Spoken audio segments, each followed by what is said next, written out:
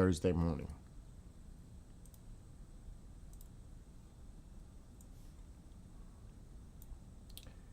And it is all about the weather right now. Because there isn't much going on. All is quiet right now. It's like the calm before the storm. There we go. That's what it feels like right now. The calm before the storm in Iran. Stay there, stay here. All right. What's going on, Mom? I'm letting him stay down Yeah, there. let him stay here. Staying over here. Oh, you're going to stay here now while I'm live? Okay. All right. So anyway, it seems like it's definitely the calm before the storm. And it's definitely the calm before the storm, literally here before this crazy snow ice storm affects a lot of the country. As I just come on live. I'll share the screen. And by the way, on a side note, there is no freaking way, no way, that ICE should be allowed to go into anyone's home without a warrant. That's crossing a line. All law enforcement, anything, should have a warrant. I don't care if it's ICE, police, whatever.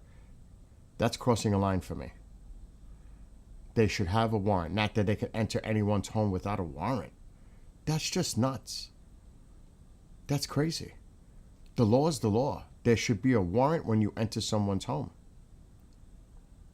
That's pushing the envelope overboard. That's not acceptable to me. And this is why I say I'm independent, I'm moderate, but that's just insane.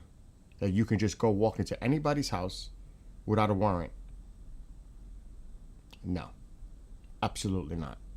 Because again, that sets up a threshold, a precedent. So if it's not ICE, what's next? This has to be stopped right where it begins. Because if you don't, then that opens the doorway for other agencies to just think that they can walk into your house without a warrant.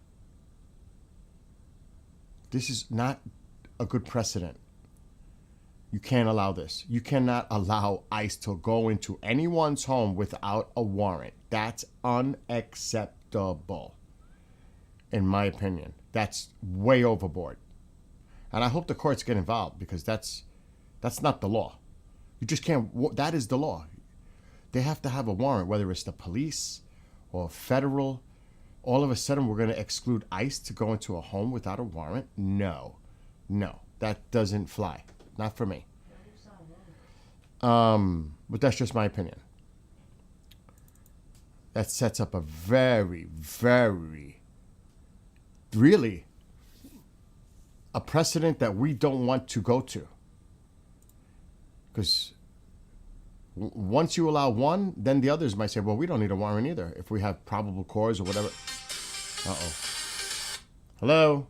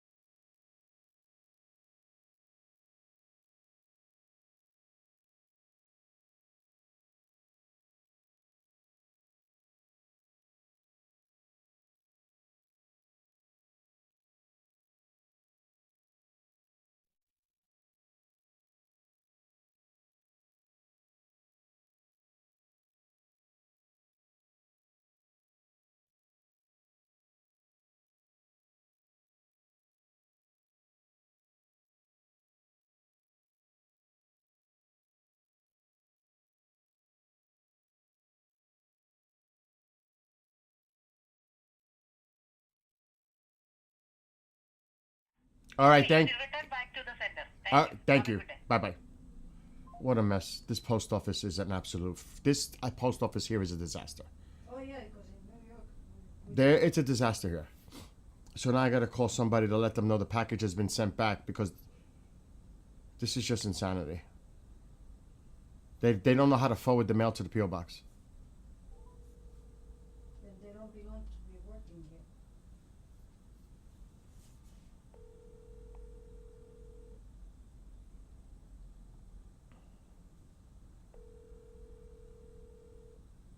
I don't want to bother him. I don't know what he's doing.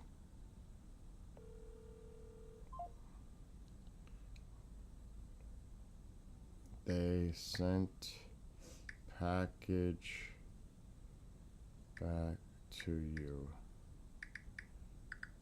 Make sure you put PO.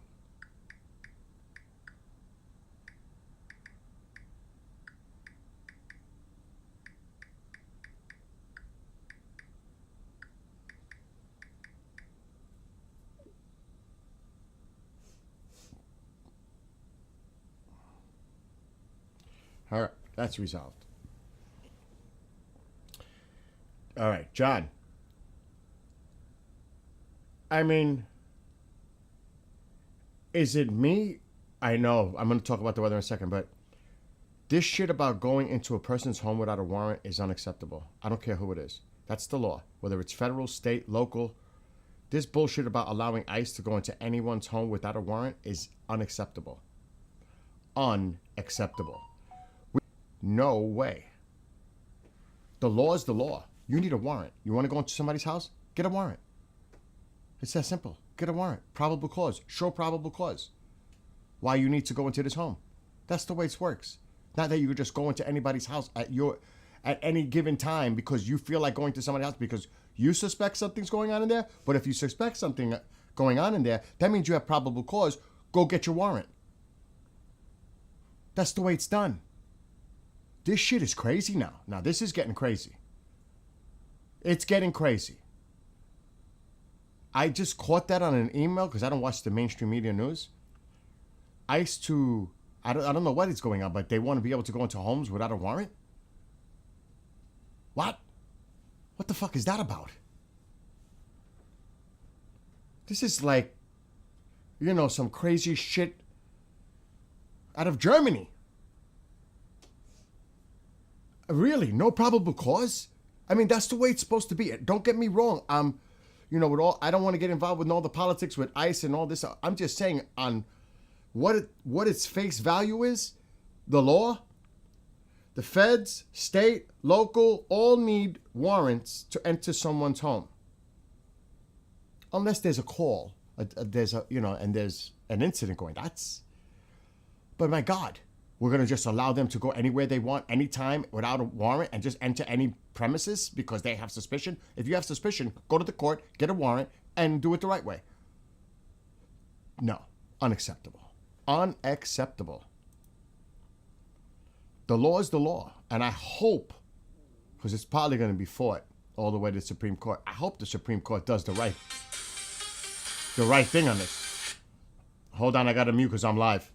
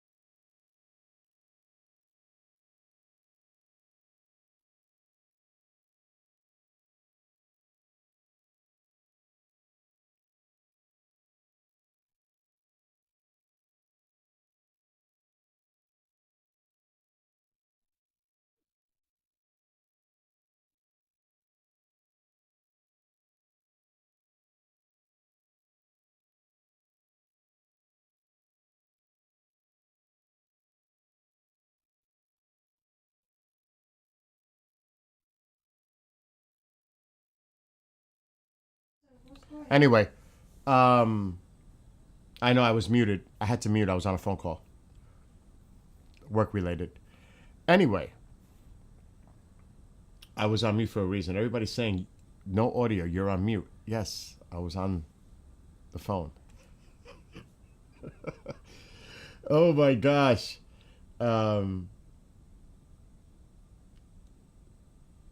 That's too funny. Anyway, let me start TikTok before I go too far.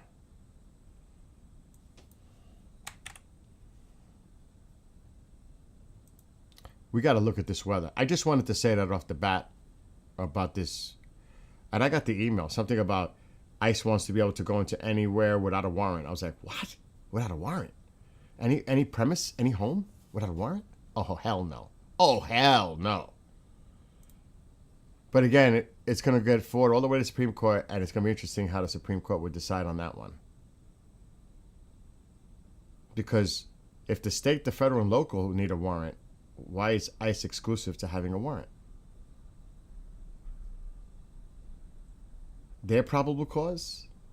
They have their own probable cause justice system that they could just go in because they think something's going on without showing any evidence of it to a judge to get a warrant?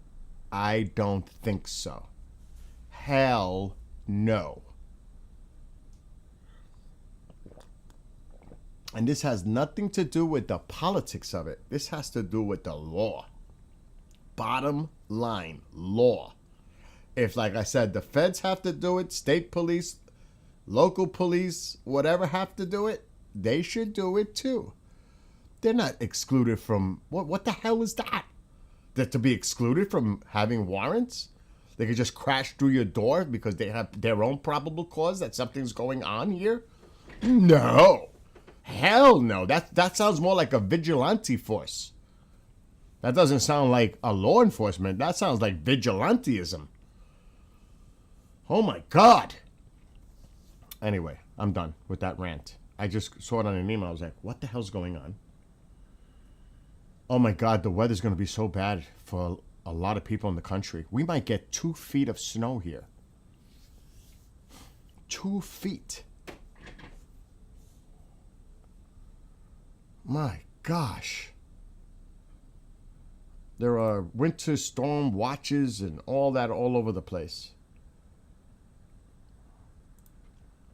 I'm going to go to the maps now.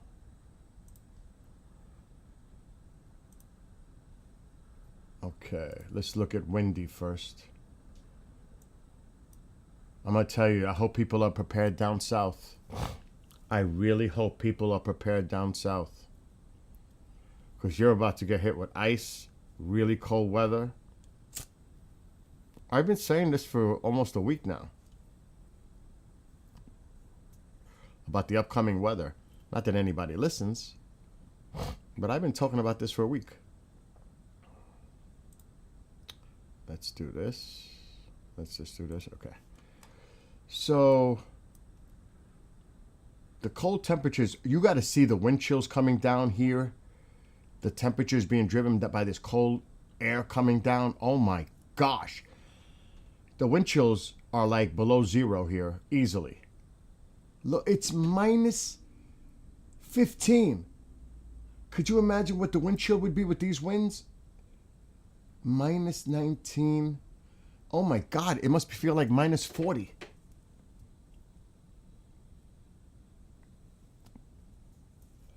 I'm like, oh, that's crazy cold air coming down.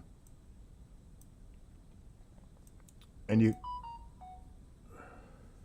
What's this? Oh God, now what? How do we get hooked up with... Set up a YouTube channel.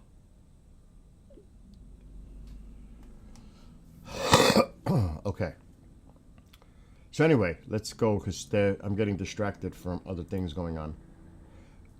Look at this cold air being driven down all the way. This is incredible. This is going to be a nasty storm. This is going to be bad for a lot of people.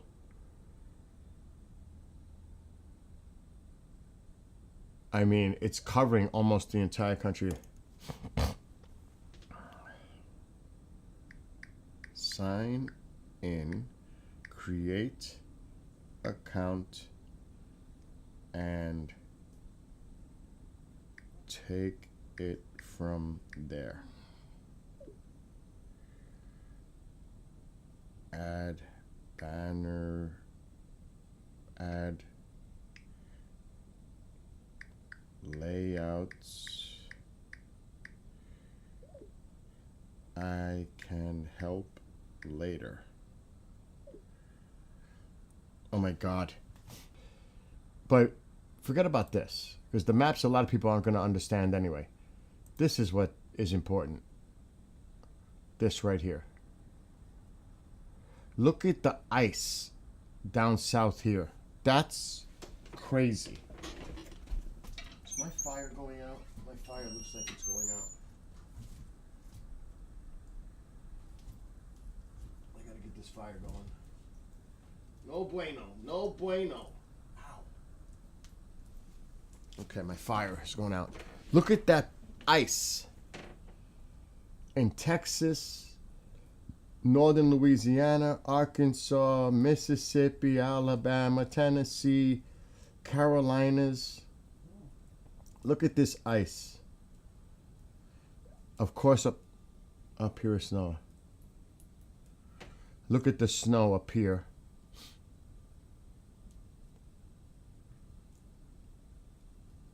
I mean, look at this. So much snow and sleet may occur that roads could become clogged in areas ill-equipped to handle even a light coating, let alone several inches, from Texas and Oklahoma to the Mississippi Valley. In areas where a thick glaze of ice forms, scores of trees and power lines may come down, and removing ice from streets, highways, parking lots, and sidewalks may be difficult or impossible, especially when ice melting supplies are limited. Utility crews could be overwhelmed by the scope of the storm. This is going to be so bad. So if you live in these areas, please prepare. Please prepare.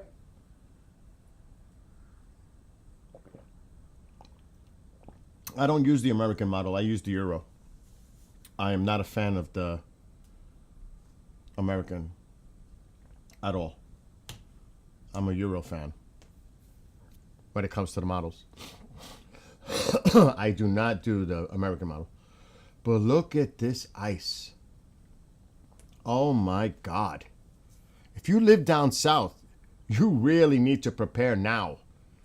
Get supplies, because you may not be able to go out for a few days with this, because the temperatures are going to stay cold. They're not going to warm up for a while. So this stuff is not going to melt. Friday night. You can see the ice. The ice is worse than snow. Ice is, a disaster for wires, like it said, power lines, trees, everything. Driving, impossible. Look at this. This is crazy. I'm going to get hit with a lot of snow, I know it. Now this is the snow. I'm in the blue. This has been upgraded. This is old. Right near DC, they're expecting maybe 2 feet of snow. It says 6 to 12 by me, but they bumped that up locally. It's now 10 to 18. So yeah, this is bad. Yeah. Mom, please, God. I've told you about this when I'm live. I want to ask you a question. All right, what's the question?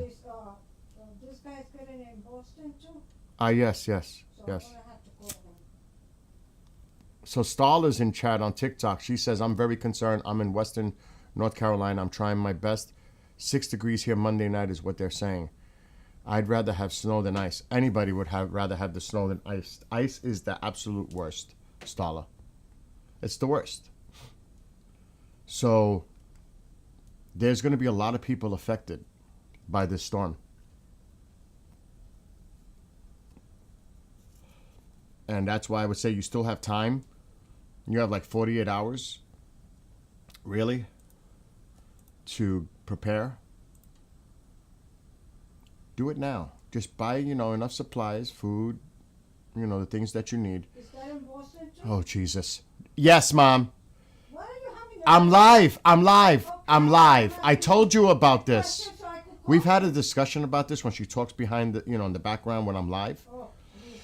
Anyway, so if you're a place that has power outage prone stuff go on, you should get ready for that. When you have these kind of storms going through, ice storms, you should definitely prepare for power outage. They put you in a state of emergency already? They wiped out the stores already by you?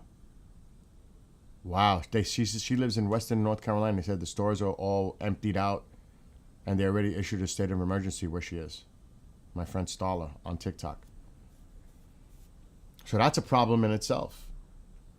Getting supplies now because people are aware of this storm and they're prepping and they're like anything else. You know how it goes.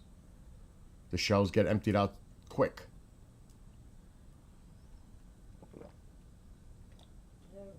Yes, John, like John is saying, stock up by tomorrow, Friday.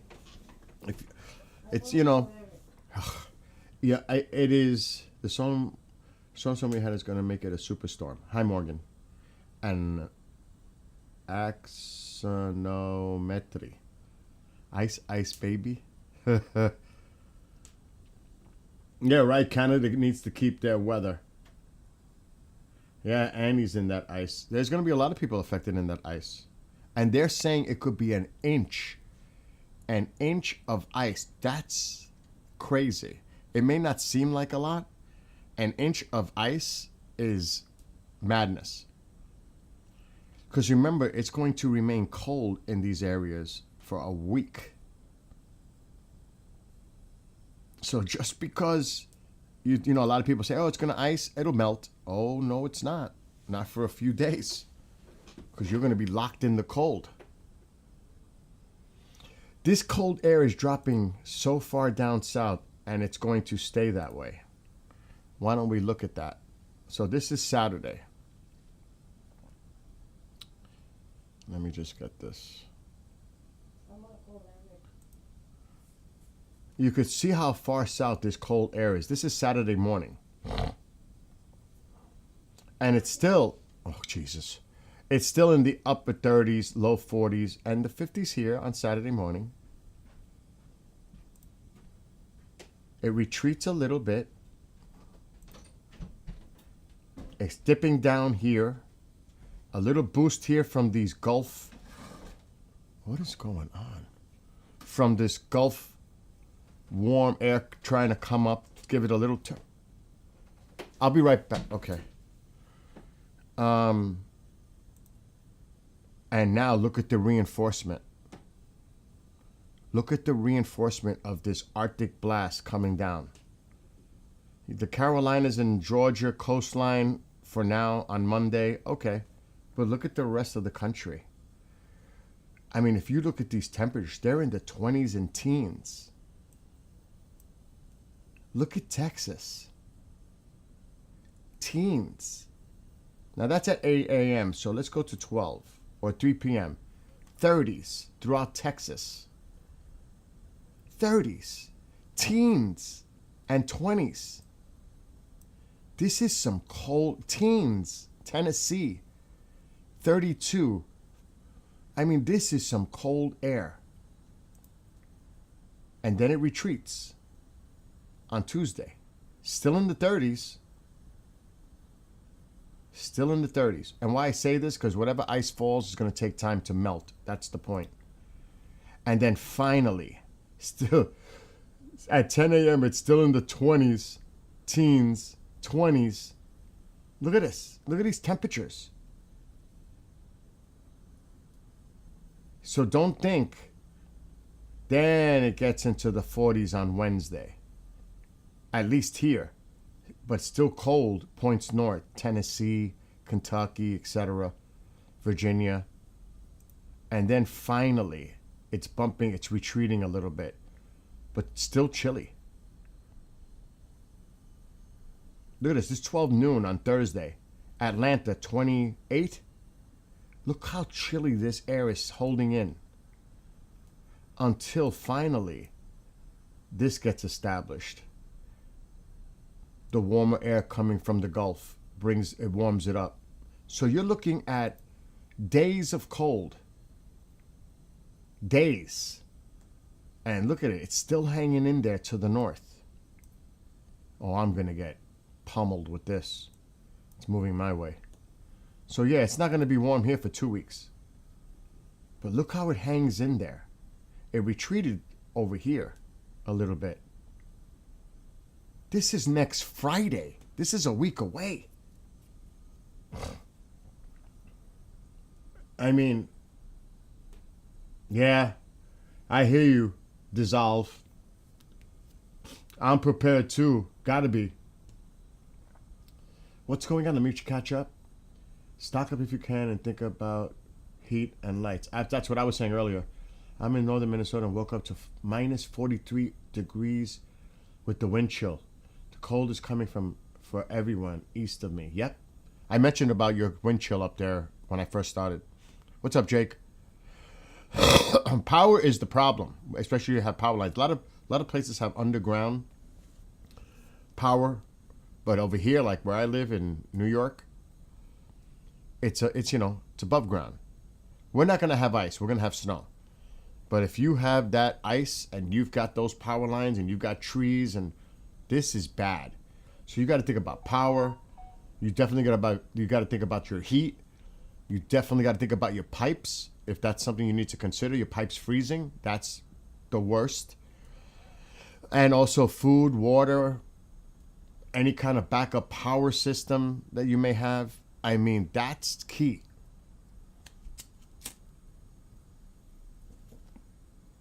So, like I said, don't think it's going to get warm right away.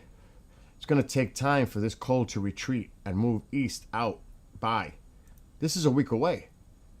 Look at this cold air up to the north. And look at it. It's sinking again. Look at this.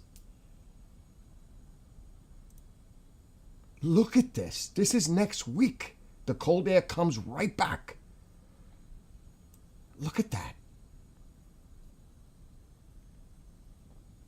So we're going to have to deal with this, and I already know I'm going to deal with this for 2 weeks at least.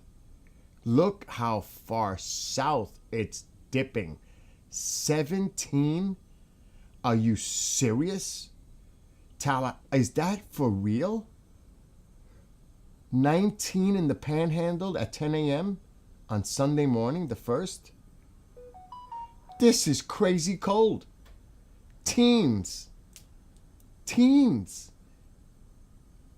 New Orleans, 21. Look at Texas in the teens.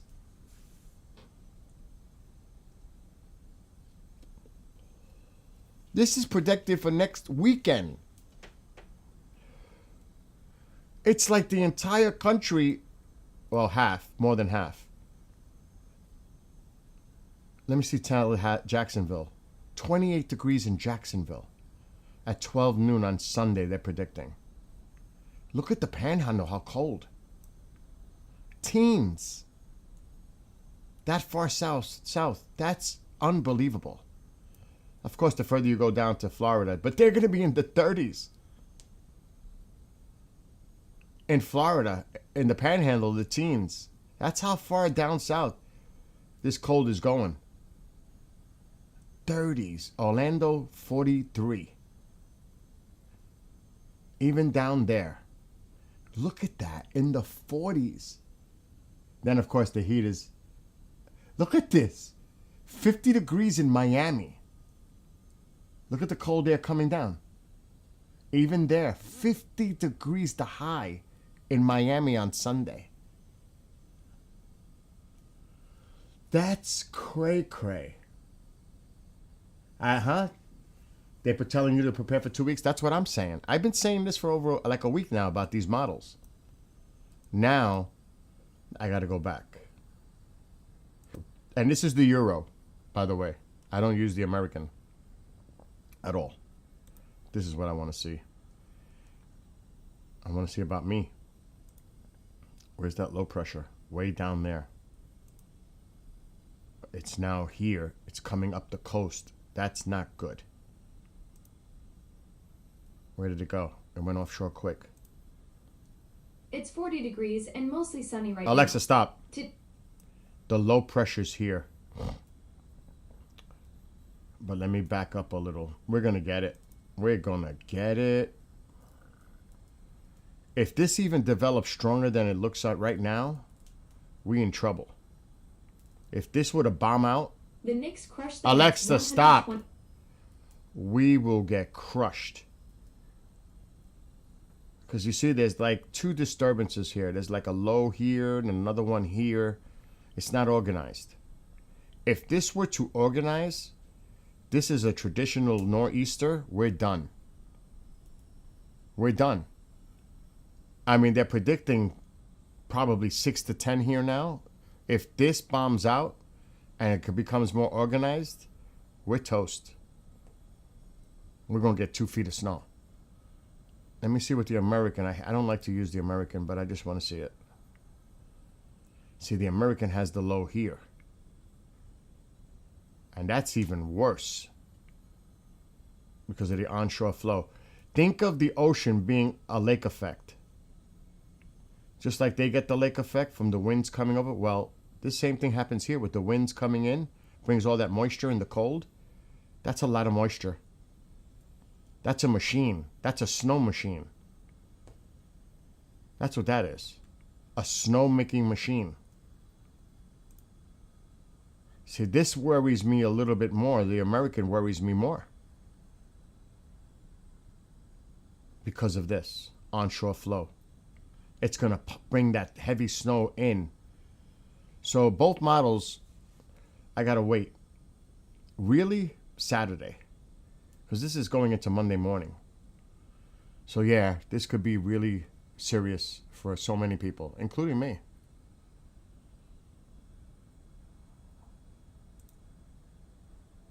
With the heavy snow. I'm trying to read what everybody's writing. Yeah, like I said, like somebody said, I think it was Dissolve Google on Tubadoo. Just get ready now. If you can, prepare. Because the cold is going to hang in there for at least a week, if not more. Prepare.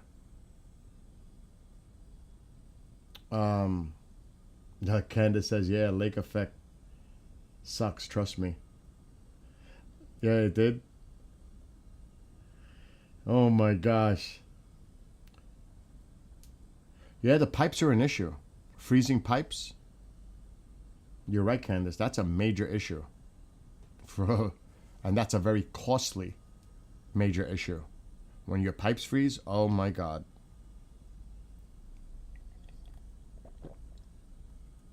See, in my pipes, I have antifreeze that goes through the baseboard. So there's antifreeze mixed with the water that heats up the baseboards because I have oil heat. And I think it's made for like minus 30 degrees. That helps to have that antifreeze in the line. If it's straight up water, that's a problem. It pays to have somebody, you spend $100. They have this special 5-gallon pail that they mix with the water into the lines. So you have antifreeze in those lines to help the pipes. That's a game changer. So, like I said, prepare. Definitely prepare for this. Yeah, for the people that are getting the ice, you don't want that ice. You'd rather snow than ice. Oh, yeah, Candace. So, again, the weather's going to be really serious in the next few days. That happens to me with the pipes. We had faucets to run a little to keep it from freezing. Yes, absolutely. That's a good idea. Absolutely. Let that water continually run. To help avoid your pipes freezing and busting, keep your cold water. He just said it too. He just said it too. To help avoid your pipes freezing and bursting, keep your cold water running on a fast drip, slow trickle Also have a space heater pointed directly at your pipes. That's if you can.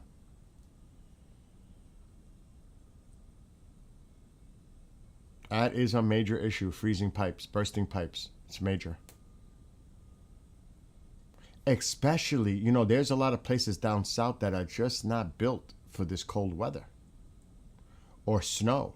Or ice. Not only that, remember what happened a few years ago with the power. Was it in Texas?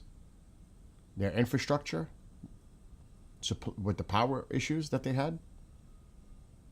So, and this is going to be a prolonged cold spell. It's always good to have, but as I say this, it's always good to have a backup generator. Just don't put it inside the house or in your garage. Make sure it's outside, where it's ventilated, well ventilated outside. Do not put it in your house or in your garage thinking that's okay. With that carbon monoxide, the invisible killer.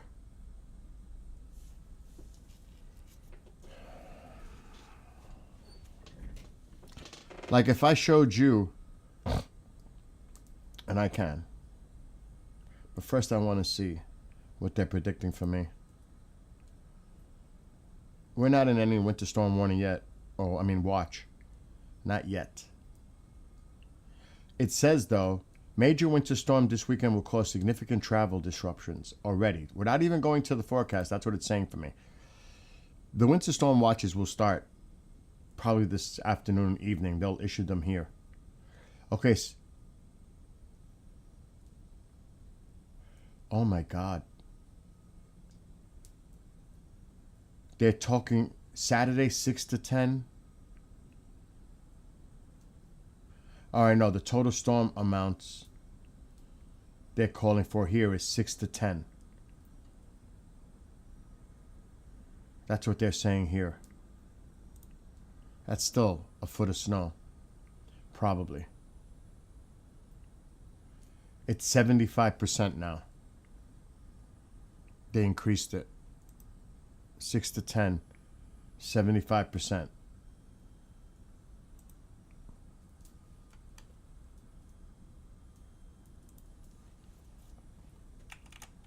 See, like for me, I'll show you. I gotta feed the cats. Poor cats. So, I gotta feed them right now. On this side, you can't see it. But right behind this, on the wall, is a plug for my generator. It's right here. Somewhere in there. It's a plug for the generator to attach to. And of course, it goes to the box. So my generator will be sitting right out here, and it's a big one. It weighs 200 pounds on wheels. It's insane. My generator will be sitting right here if I lose power, which I'm not going to because it's snow here. Snow's not a problem. But if I lose power, this is where it gets plugged into. Outside, into a plug that goes directly into the box. Severe weather advisory and winter storm watches. The winter storm watches are like widespread everywhere right now. They're everywhere. John, you should check it. Navi says, we had wind and freezing weather issues. We did have for a week no power, so the army came in to help and cut the trees and brought food and supplies for people. That's amazing. That's awesome. So yeah, that's where I plug my generator in. And we've already there's like a little bit more than a half a foot of snow out there already. That's not going anywhere. Put another foot on top of that. So it's just going to pile. Let me go feed the cats while I'm talking about this. I got to get firewood too for that now. Got to feed the cats.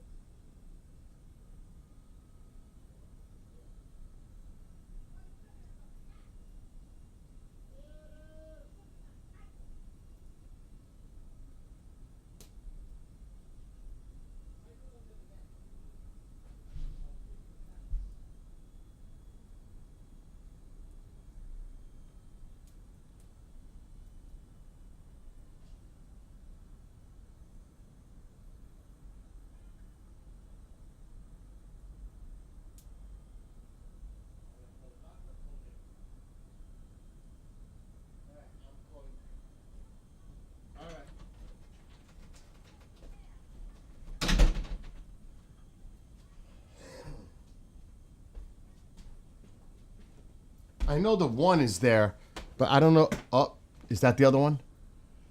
Yeah, the other one is there now. Here she comes. There's the other one. She was out prowling. Now they're out. Now they're going on the little prowl, walk around, then they'll go back into their heated houses. That's so awesome. Isn't it though? That's awesome.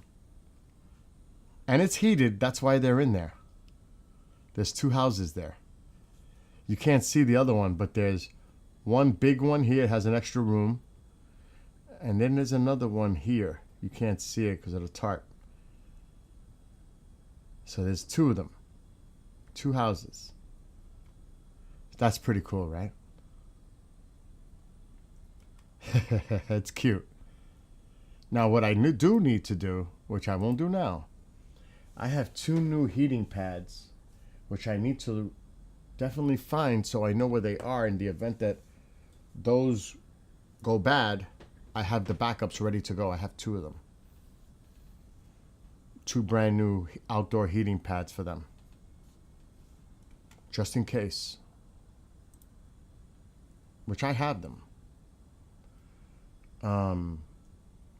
I just gotta find them now because that makes me worry because it's gonna be really, really, really, really cold.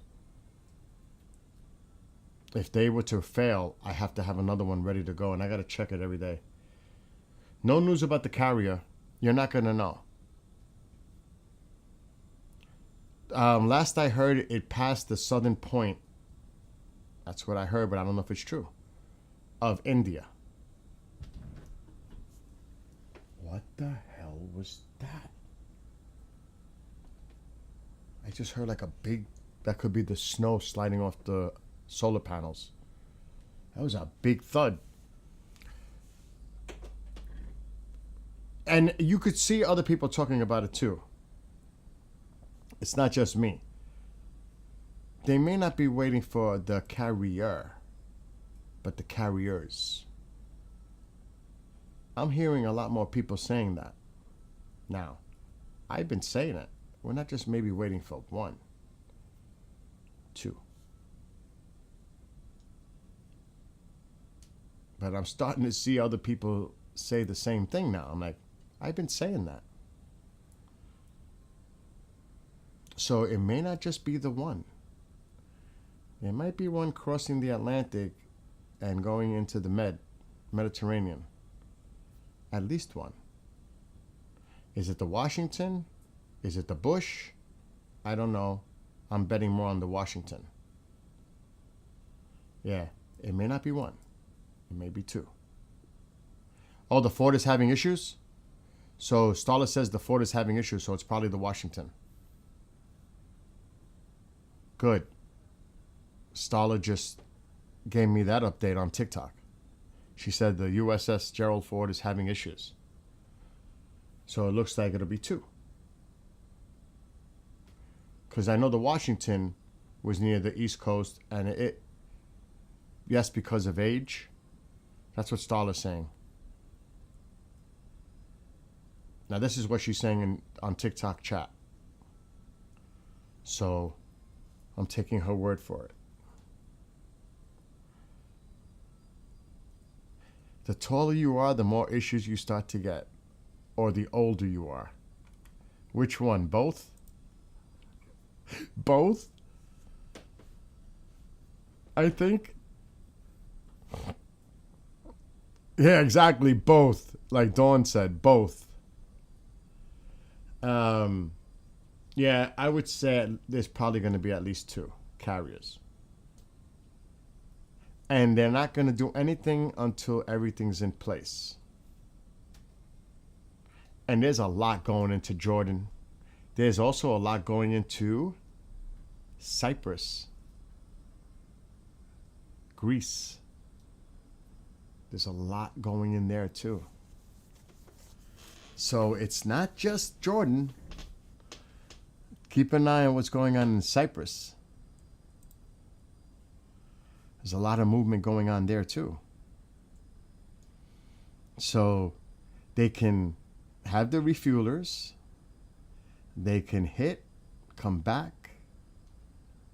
I would be interested to know if the RAF, I don't know, because we all know, we don't know how the UK, these other countries, but the UK has a base also. Would they allow us to use it?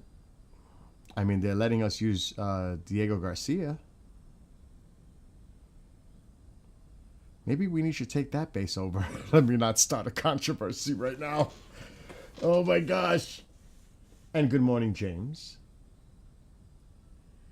We actually got a warning for extreme cold, exploding... What? Exploding tree warning? I've never heard of that. Exploding... I've never heard of that before. An exploding tree warning. What the heck is that? Alexa, what is an exploding tree warning? An exploding tree warning isn't an official term, but it's trending due to extreme cold forecasts. It refers to frost cracks that can occur when temperatures drop rapidly below -20 degrees Fahrenheit, causing trees to make loud cracking noises. Would you like to learn more about frost cracks in trees? No.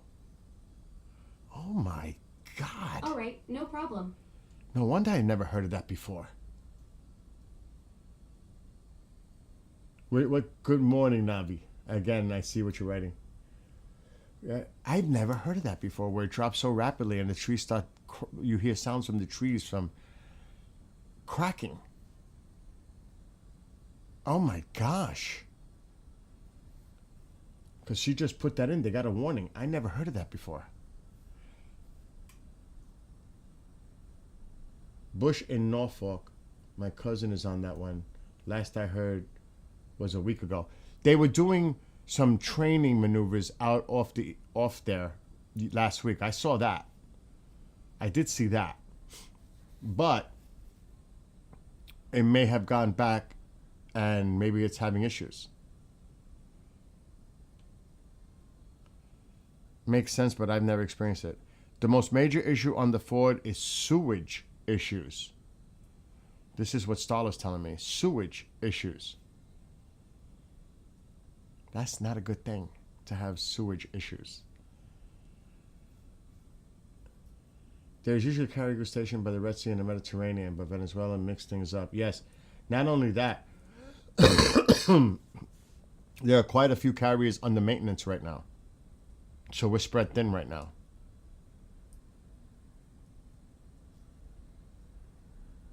Trees take a lot of water in the fall. When it gets cold enough, it freezes and expands. Sometimes they do actually explode a small spot out on the trunk. It sounds like a cannon shot. Wow. I've never experienced that before. That's all new to me. This is something totally new. Which is fine. It's good to learn new things, right?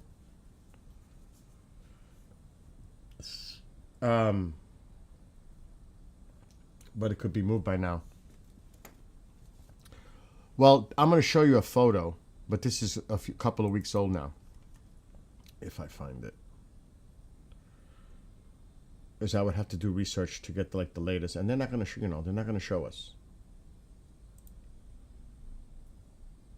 I know everybody wants to know, but that's crazy to even think that they would do something like that.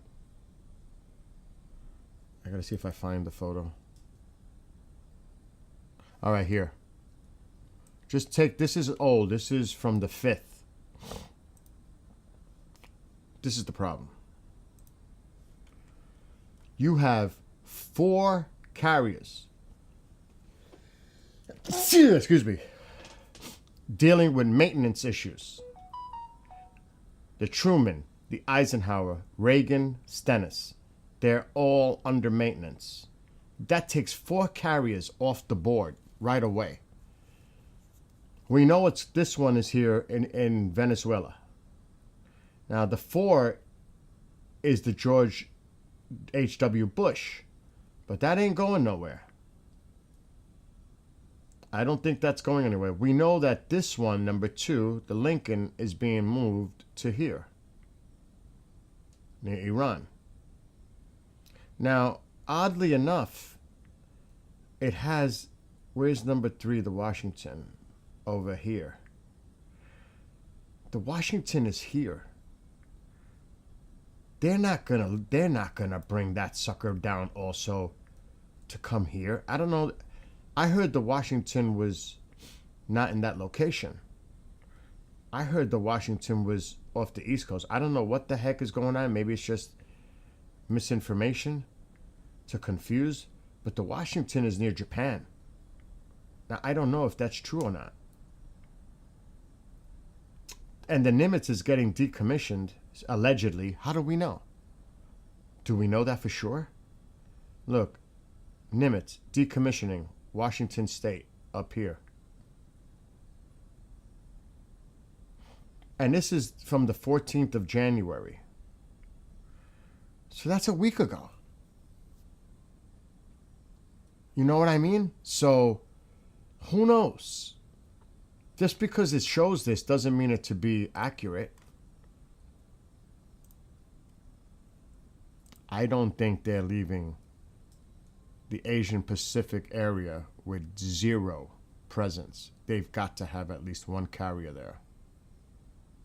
Because of China, North Korea, Russia. There has to be a carrier in the area. You cannot leave that vacant.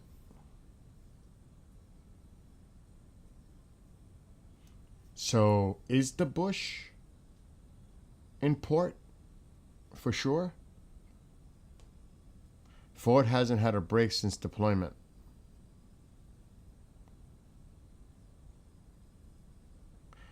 I got a what?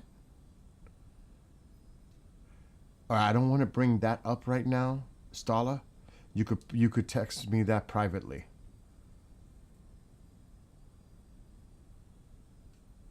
Because there's a lot going on in that specific topic area, but I don't want to bring that up here now, you know what I mean?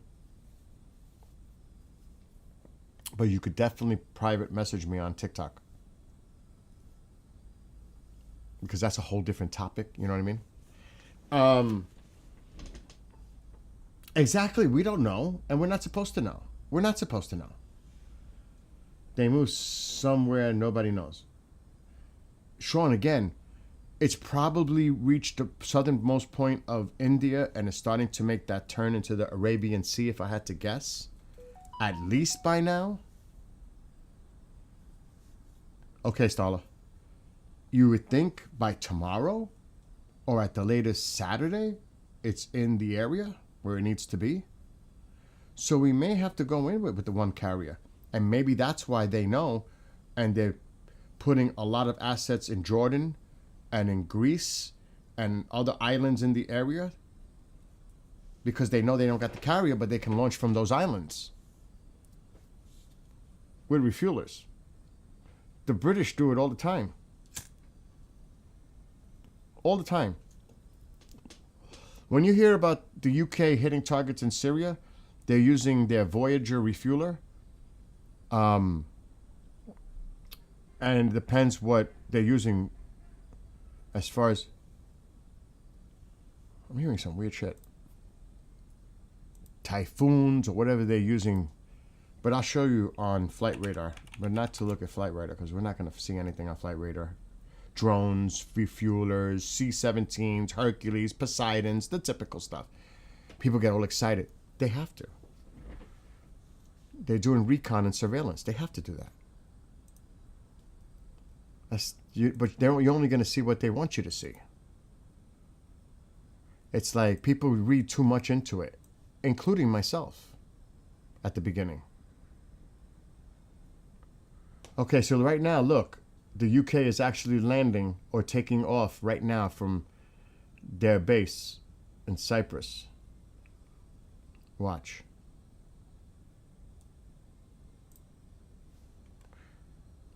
And what they would do is they would have their fueler, and I would guess that's a Voyager.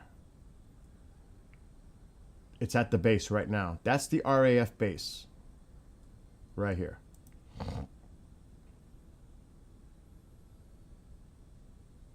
And I guarantee that's a Voyager.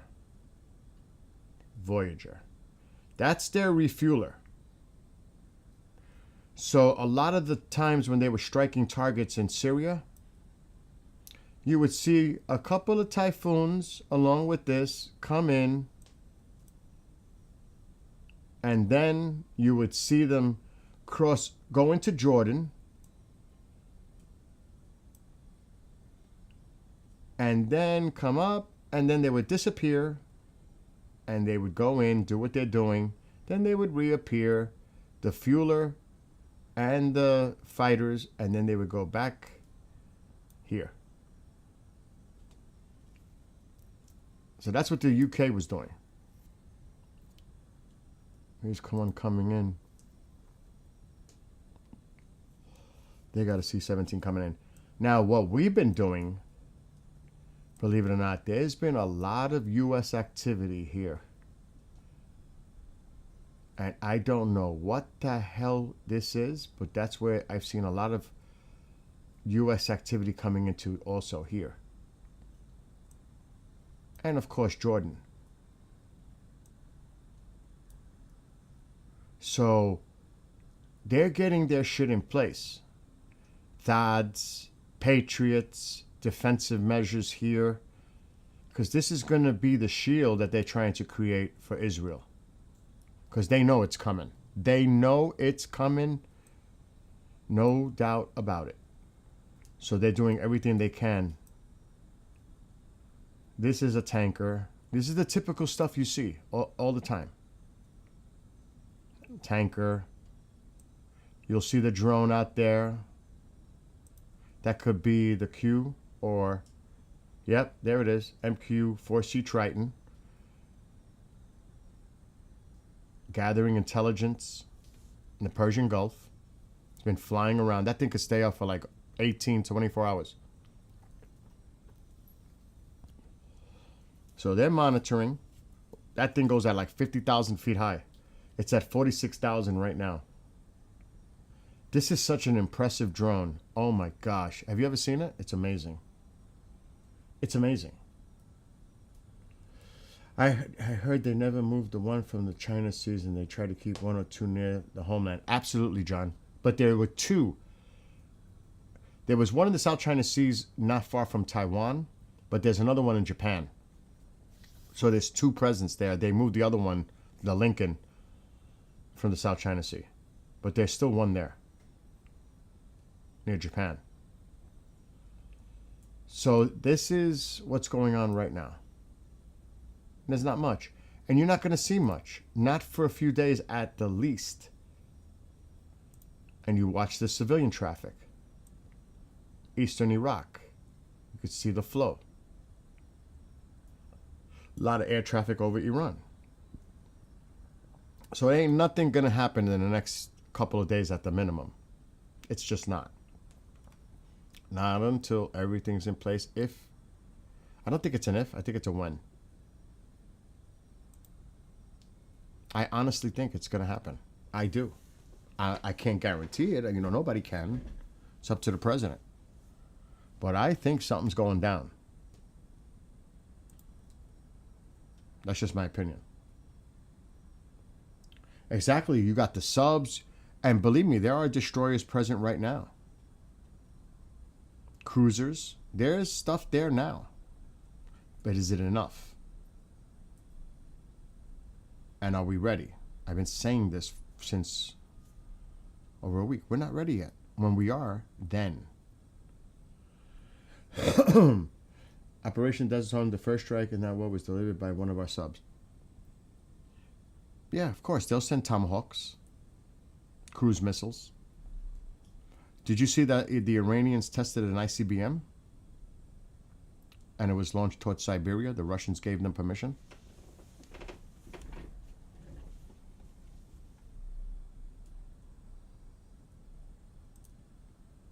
There's a lot going on. I want to see if he posted anything about Iran on Truth Social.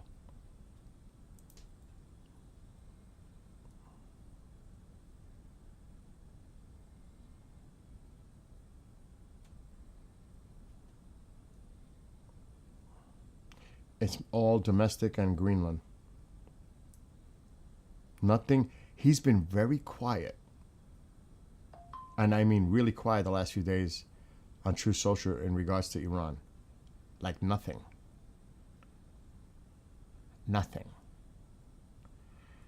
And you got to watch out when he's quiet like that about a specific. A lot of this he's talking about is domestic related and Greenland. Yeah, this is all old. So nothing coming out on Truth Social as far as Iran is concerned.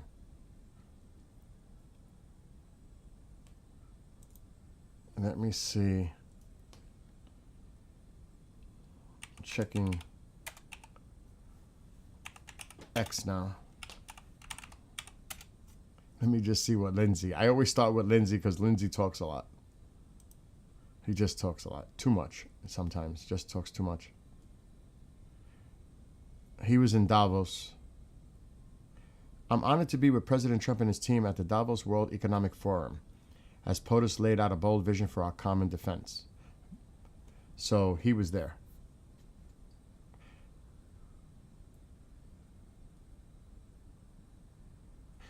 And then 20 hours ago, this is what he wrote.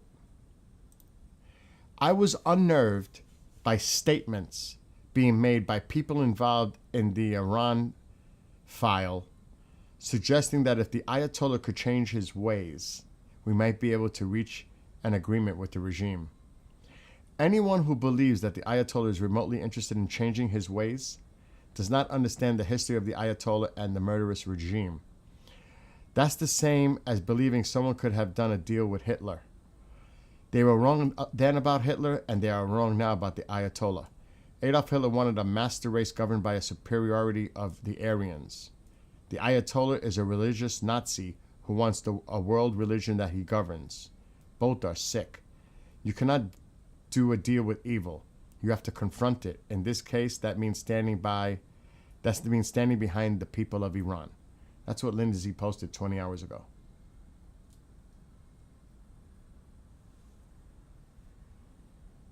So he's speaking out about it. That's Lindsay. Now, a lot of people call him a war hawk, that he's been wanting this forever. And you may be right. So, there's, depends. Let's see if he posted anything.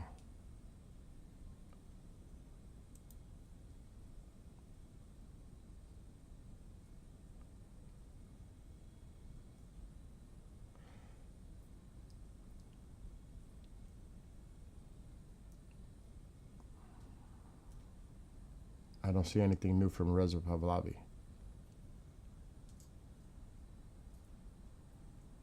No, nothing new from him. If you guys saw what Giuliani was writing about the Crown Prince, you'd be like, what the?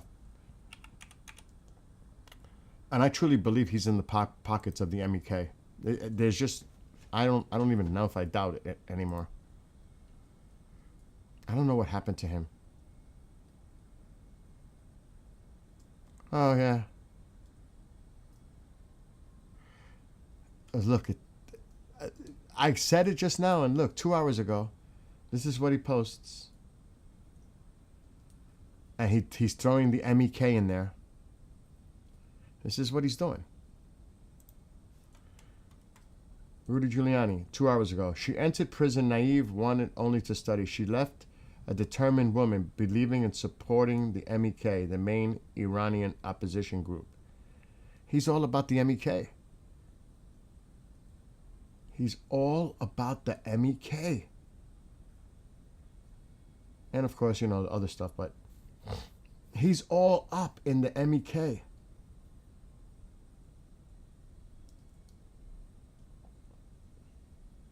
And Goldie was right.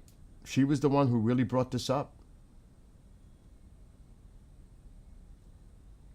And a lot of it is domestic. I know I'm skipping that. We're not getting into all that. I'm looking for the MEK stuff. And he has posted, he's taken some shit down.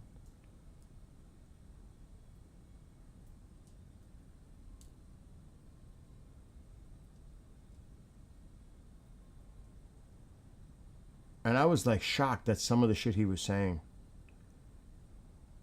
It's coming.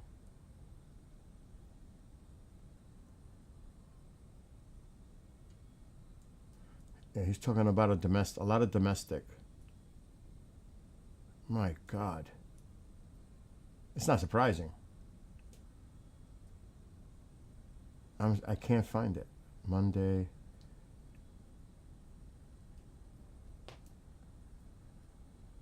He's definitely wrong on this part.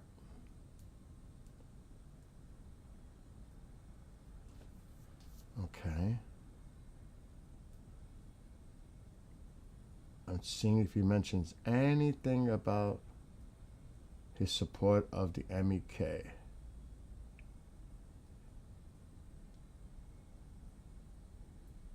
He took it down. I honestly think he took it off because people were going after him.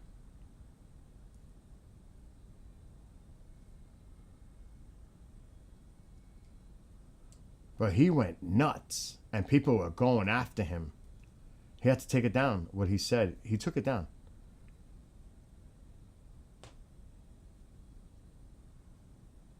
Look at this. You see, it's starting to come in here. Also, we will explain how the Nepo Baby Shah's attempt to take the throne is bitterly opposed by the ethnic minorities who were particular targets of Pahlavi Savik torture. Look at this. He's going heavy after Pahlavi. I'm telling you that right now. He's going heavy after him.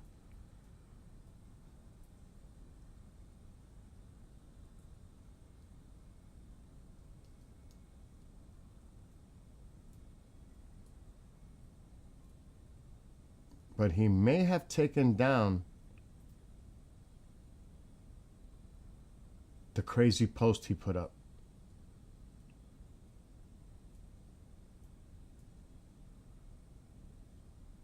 We know about that.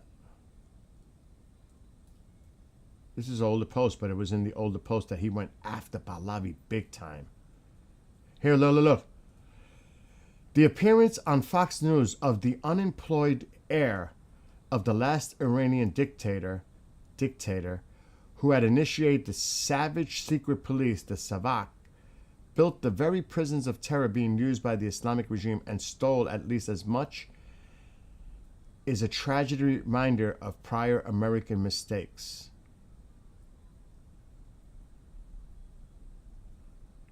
He's been going, the MEK provided key intel on Iran's nuclear program, revealing sites like Fordow.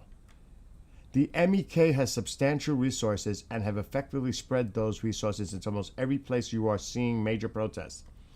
Justice will come for decades of crime and awful medals. The people deserve it. But look, MEK, everything with him is MEK. So he's got a pattern.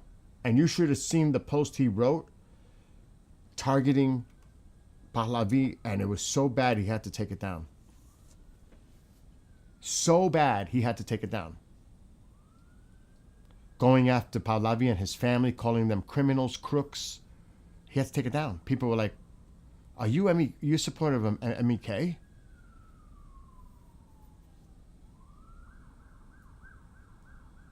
So you would have to look at his prior posts and see the history of him and his connection with the MEK. And Goldie was right. Goldie was on the money with the MEK. And he's definitely MEK supporter. So they don't want Pahlavi. And look at the MEK's history. Goldie's gone through it in detail. It's unbelievable. She did an excellent job going over the MEK and their history. Excellent. Her and Armin. Excellent. Because people need to understand that part too. And that's very important. Because there are some that do not want to see Reza Pahlavi going to Iran. Stop it with Tycho, please. Tycho's in the house. So there's that part of it too. Something going on in my neighborhood. That's ambulances.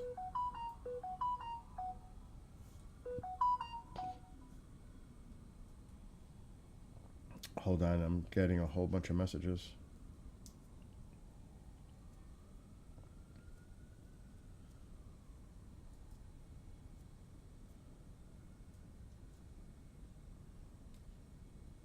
Now they're saying 12 plus inches here.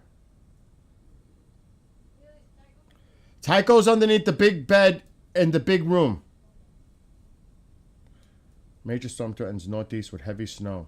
They're changing. They're upgrading, not updating the forecast again. Saying it looks like we're going to get heavier snow than expected. Lovely. Help is on the way, Navi. Help is on the way. I am telling you, the president will not portray himself in a way of being weak. That's not his style.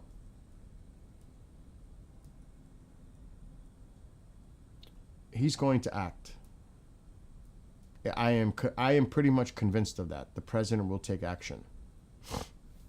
Like I said, when is different. But I think it's done.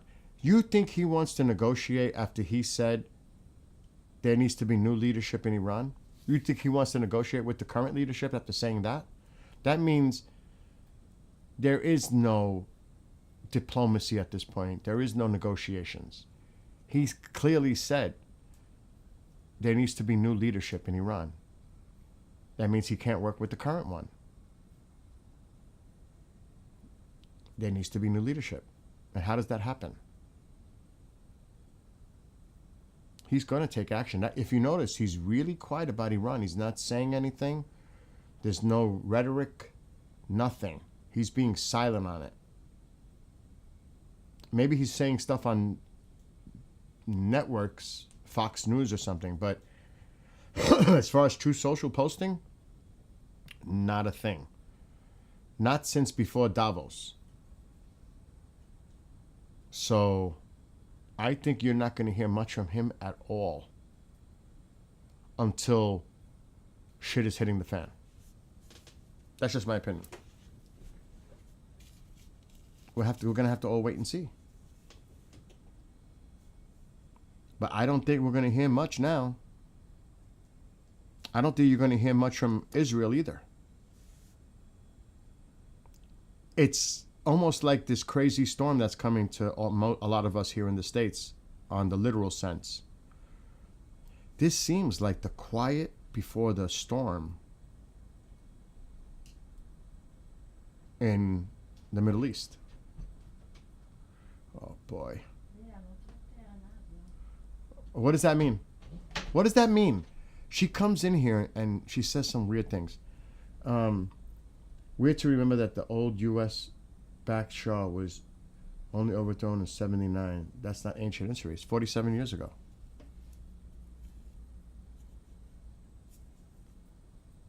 But there were people born into it. A lot of youth in Iran. They didn't know what existed before. Their parents, but they have no idea. They were born into this regime-controlled Iran. They know nothing else. Think of somebody who's 24, 27. They've known no other lifestyle. They've known nothing of that. They may have heard stories, from their parents or grandparents or something like that, but to them, they were born under this. That's horrible. So, but I get what you're saying. It's not that long ago. But if you want to take it that way, it's been less than 100 years since World War II. That ain't that long ago. If you want to put it in that kind of perspective. So, and other wars. I mean, a lot's happened in the last century. So who knows? All I know is if we're going to do this, we have to go in with everything blazing. And I mean, this has to be, this may, like I said, yesterday or the day before. This may be something that the world has not seen in a long time. The utmost use of force. It could be. This could be big. Like really big. Something we have not seen in recent memory. I'm not even talking about Iraq. This could be freaking cray-cray. The utmost use of force. A barrage coming from every angle. B-2s, B-52s, cruise missiles, aircraft, you name it. Naval vessels, subs, cruisers, destroyers. Who else knows what? This is going to be, could be just like something we have not seen. I remember when I was a kid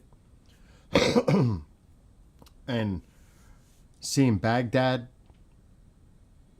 with their anti-aircraft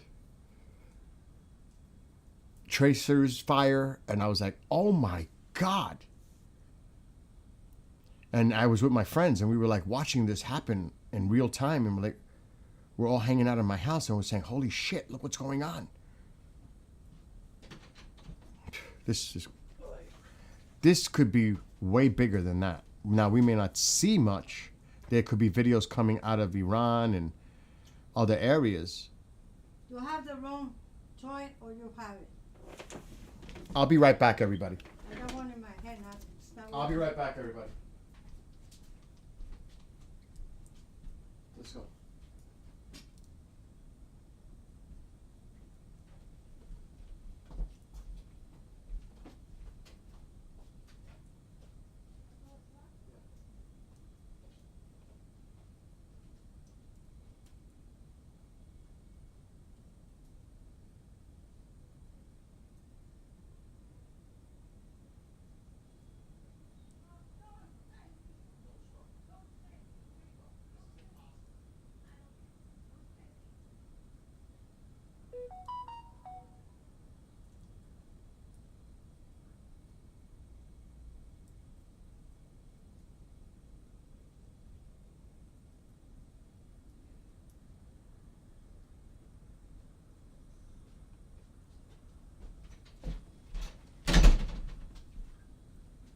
Okay.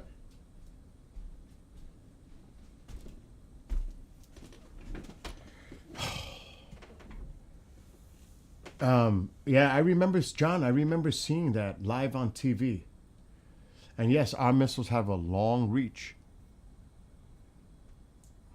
That's another thing to take into consideration. It's not like we got to be flying over a target. It could be fired hundreds, if not even 1,000 miles away. I want to see if there's anything coming in from Israel. Oh my God, he's posted a lot of stuff. Let me see if there's any talk coming from there.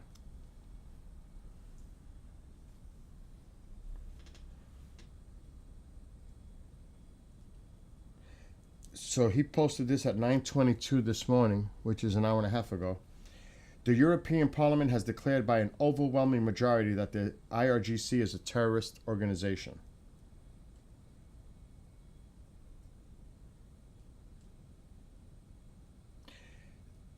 Trump. This was at 8:28 this morning. Let's see what happens in Iran. I don't want to detail the steps I might take.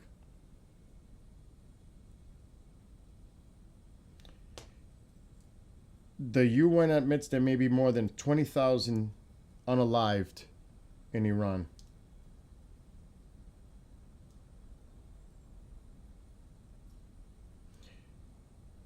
This is what Marco Rubio said in Davos. President Donald Trump is someone who is not limited by what others say is possible or what others say is impossible.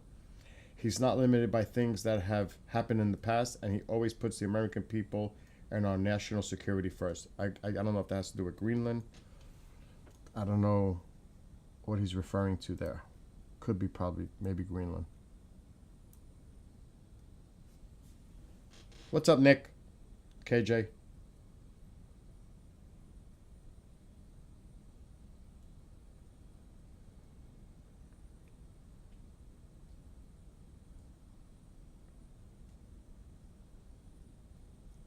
Okay, nothing there.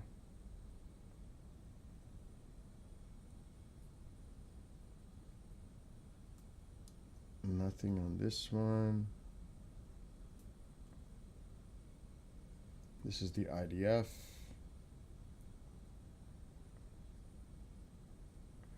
Nothing. The other side. Here's the other side.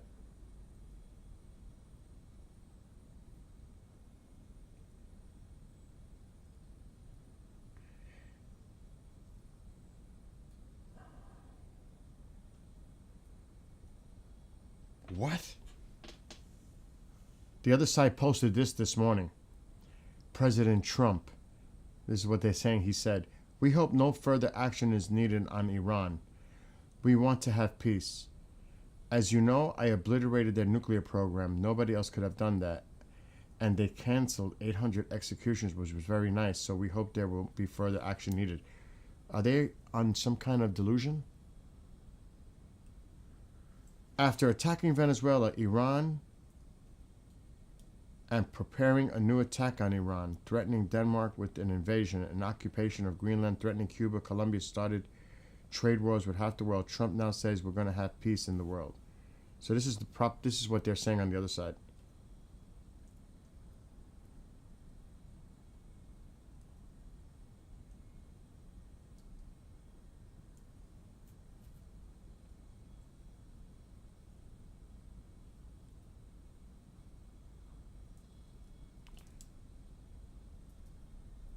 Okay, so that's basically what's coming out of Israel and the other side. Okay, what's going on here? Today I just heard from someone inside he saw 3 trailers. Oh my God. It's just horrific what's going on. There's no other way to put it, what's going on in Iran. And I don't want to try to put anything in context compared to Gaza in 2 years. Let's just say 57,000 perished in Gaza in 2 years. Well, it's probably 30,000 or more in 2 weeks. And really it was those nights that they were all out, it's really based on less than a week, really. Can't really count so much the after and before. It was at that climax of protests that so many people, thousands of people, were murdered, massacred. And probably hundreds of thousands are injured, wounded. Just think of that. The numbers are just crazy to think about what happened in Iran. That's why the internet, they didn't want people to see what was really going on.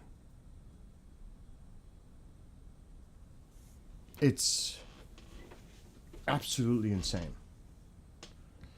Navi says 20,000 at least in 2 nights across the country. Just think about that. 20,000 people in 2 nights perished. That's just, my God. So, I honestly think whoever's saying this, the possibility of peace with this regime,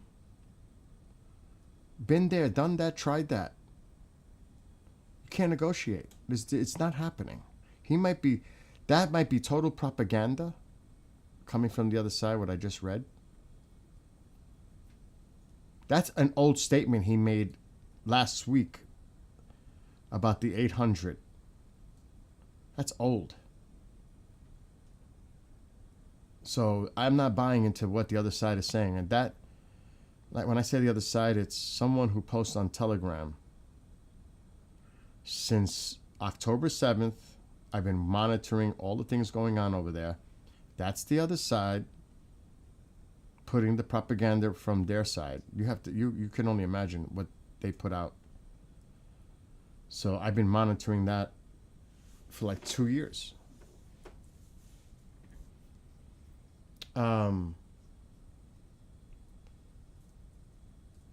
Yeah. Like I said, I have a feeling he's going to act. And even Tusi was mentioning this. There are a lot of people that are confused in Iran right now. And they're frustrated and they're angry and they're upset because they are really counting on the president to keep him at his word, to help them.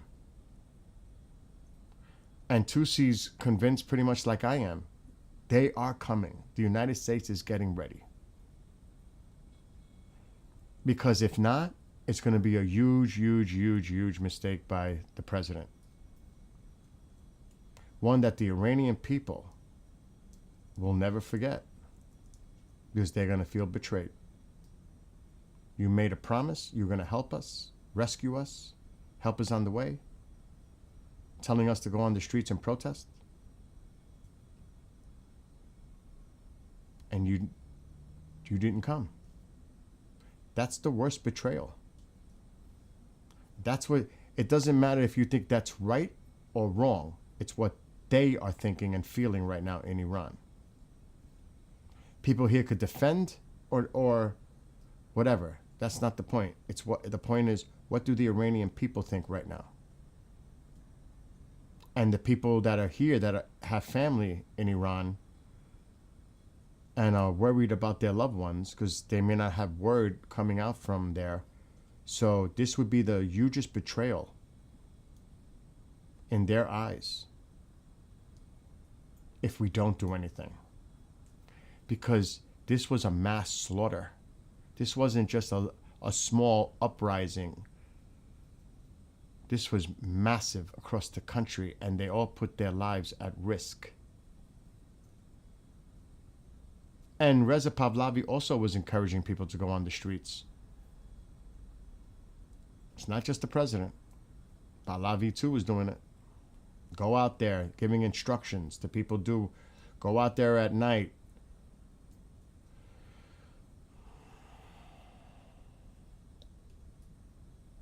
So there's a lot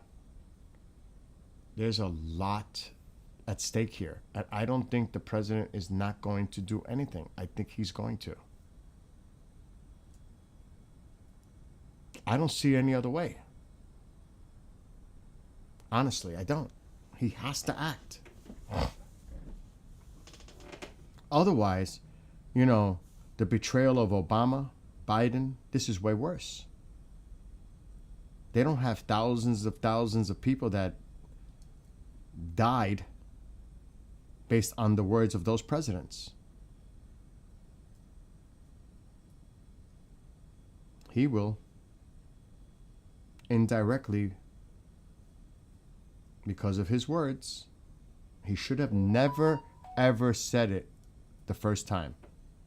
We're locked, loaded, and ready. We're going to come and rescue the Iranian people if they start killing the protesters. Well, that was a line. 20,000 plus more, that line has been crossed. And then it became part of executions.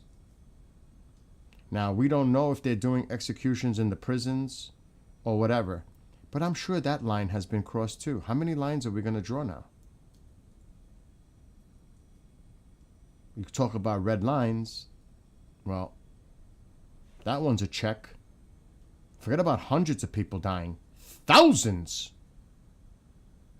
Oh, if they start killing the protesters, we're going to act. And it's going to be very, very hard, whatever he said. Well, that came and gone. Now, the reason behind lack of action is because simply we were not ready.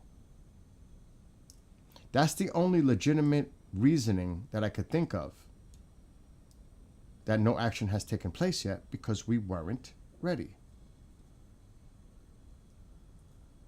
And, you know, we heard from all different sources, can't fly over our airspace, Israel saying we're not ready yet.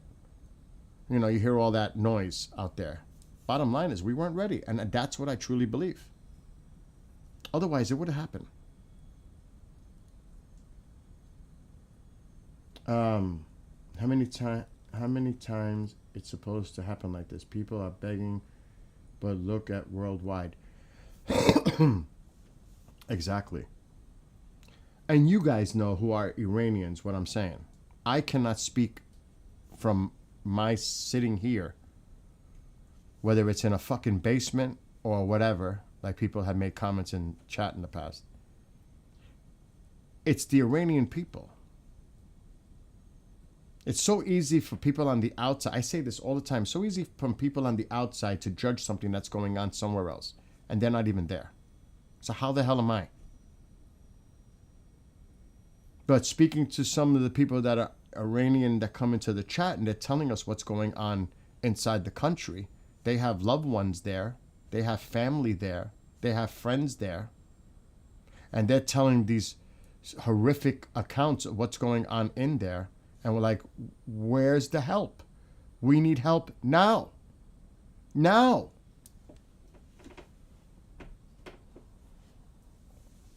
Exactly. That's what I'm saying, Dissolve. And that's what I'm saying. When we're ready. That's exactly what I'm saying. He says, sorry to say, but it would be as many lines as they cross while we prepare for successful operation. And that's what I've been saying. Not until we're ready.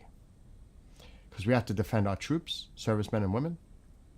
There's other considerations, bases, Israel, etc. Not until we're ready. And I said that yesterday. I know people are upset and want to see action, but not until we're ready. That we think there's a high probability of success in an operation like this. It's going to be massive. And you know they're going to try to retaliate. And you know, I don't even think they're worried about our bases anymore. I think they're going after Israel all out. I think that's going to be their main focus. They might use their proxies to target bases, but they're going all out on Israel. If they're going to go down, they're taking Israel down with them. That's the way they probably are looking at it. If we go down, you're coming with us. My prediction is the U.S. will not do anything military with the exception of super targeted strikes. Iran will be left to Saudi and Israel. Ukraine to Europe. Domestic politics won't take anymore. I definitely said that the other day too. It's all NATO's responsibility dealing with Ukraine. And definitely it's going to be super targeted sites of the IRGC. They're going after IRGC. And I wouldn't be surprised if they go after regime targets as well. Definitely. They're going to try to decapitate the IRGC. They must. So it's definitely going to be targeted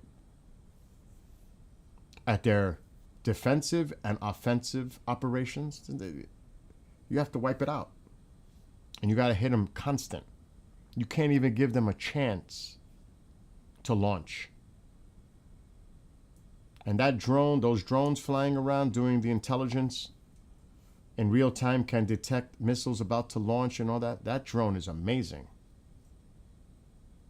So we've got certain assets already there, but we need all assets there. And when it is, then the president will make that decision.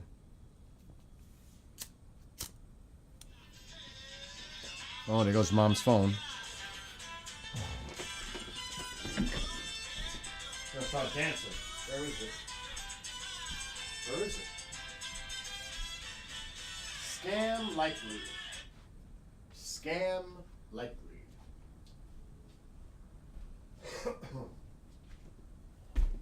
I'm gonna tell you too. When Netanyahu met with President Trump a few weeks ago, you know they were talking about hitting Iran.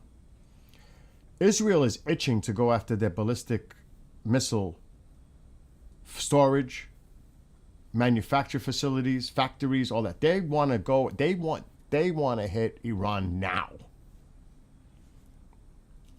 I'm sure the president said, "Not so fast. Hold back."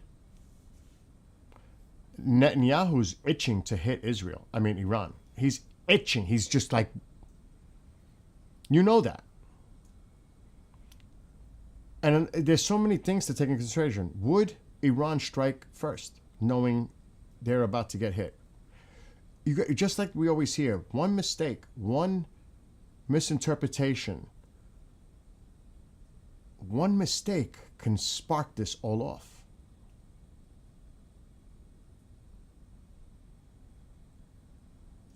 Would they launch a preemptive against Israel, knowing that, screw it, let it all out before the United States has a chance to be ready? I think that's highly unlikely, but you can't say it's not impossible, because it could be possible. It's a very small percentage, but you still have to be concerned about that. Would they launch a preemptive strike against Israel? Because they might say, shit, we have nothing to lose now. We're about to get hit. We might as just launch everything we got now while we can and target Israel.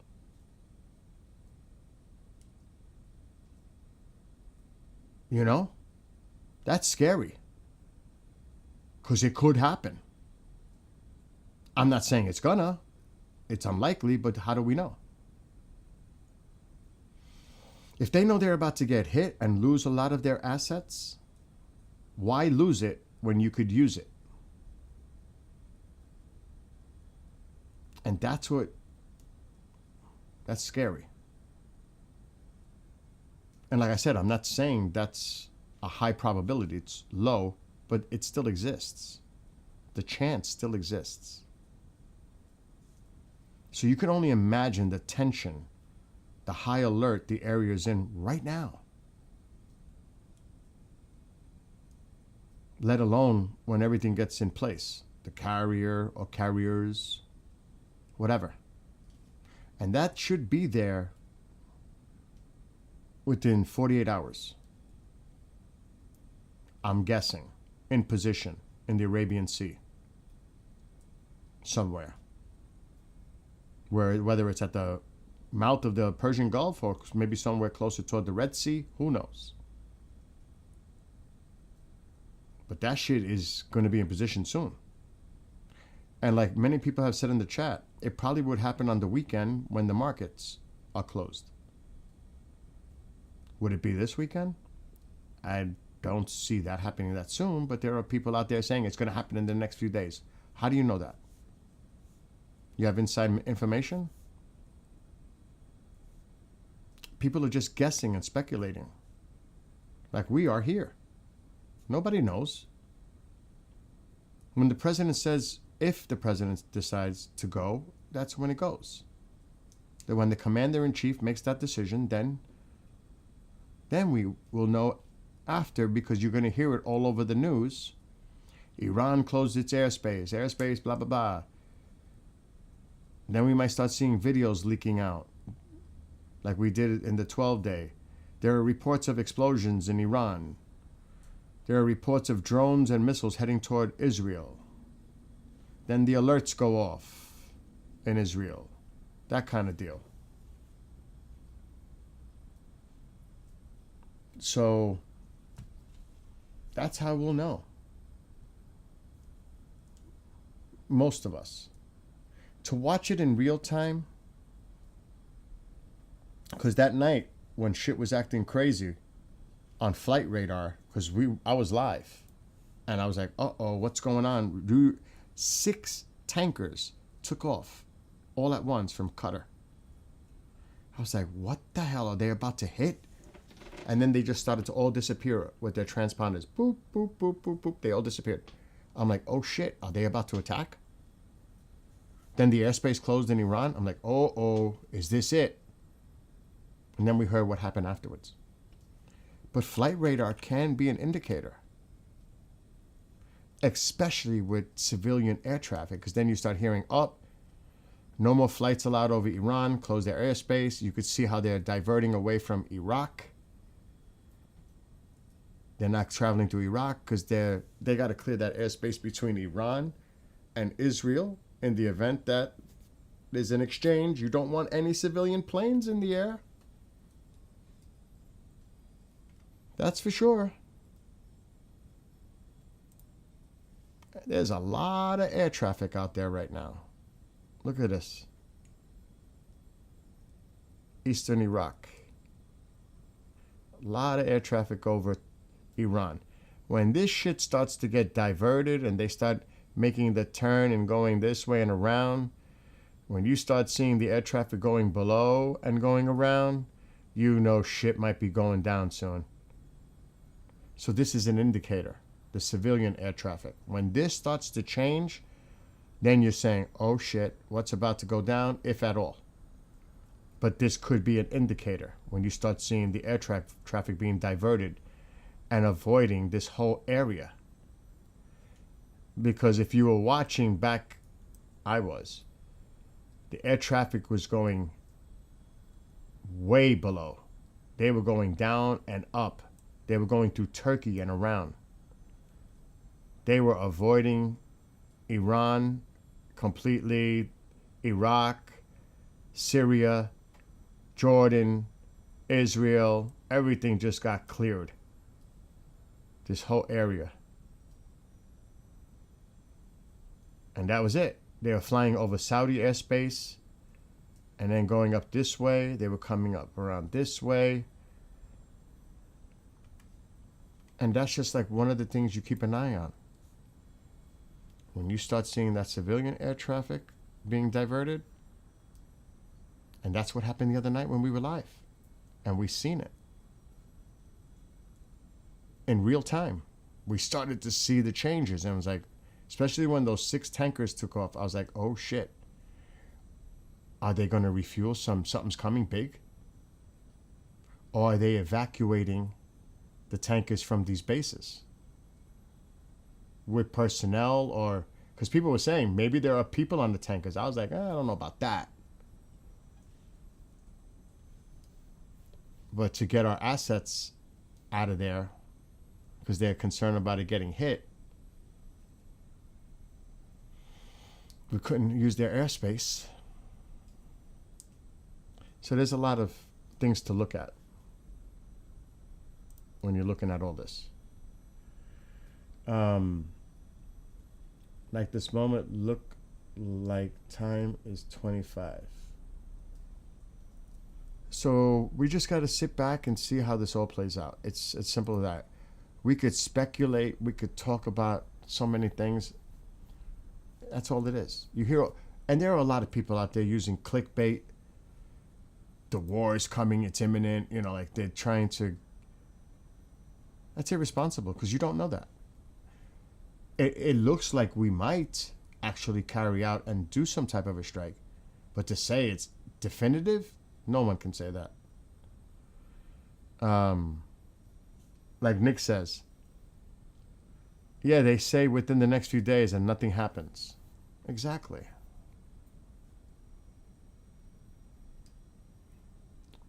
But one thing will be for sure, when we have all the pieces in place, then it's different. You might start hearing more rhetoric once the pieces are in place. That's when you might start hearing a little bit more rhetoric.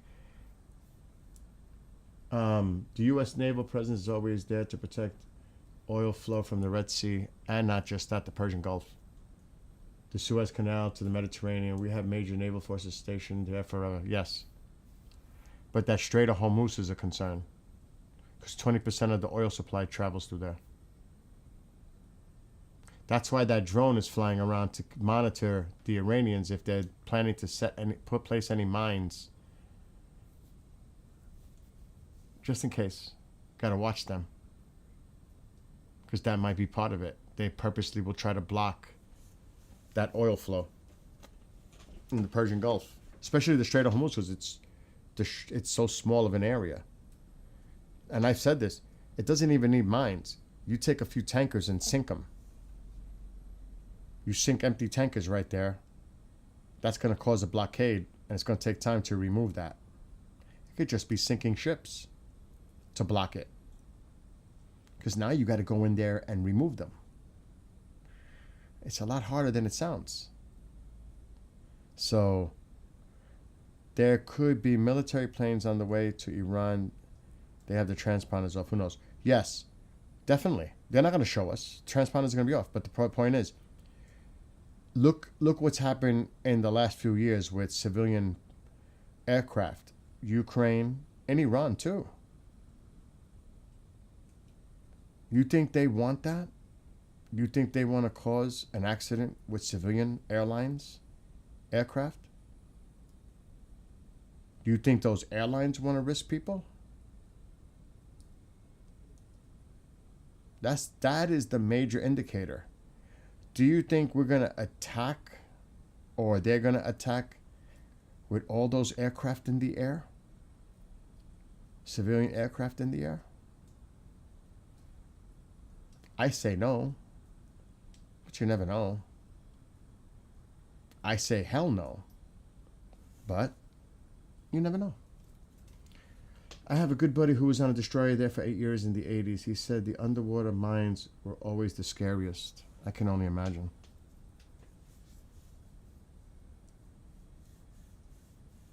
So, yeah, that's very important to keep an eye on the Red Sea.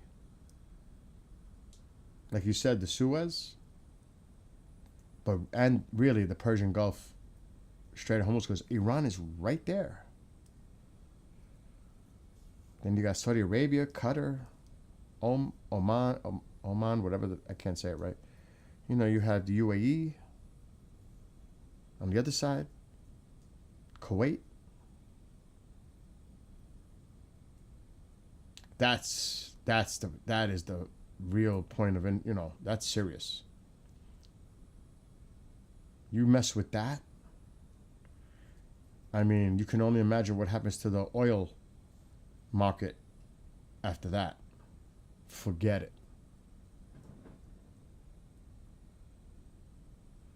It's just going to skyrocket. At least $20 per barrel. Think of how that affects economies that are highly dependent, especially the Asian market. Forget it. And you know who they're going to blame, right? They're not going to blame Iran. They're going to blame us for starting this. You know that.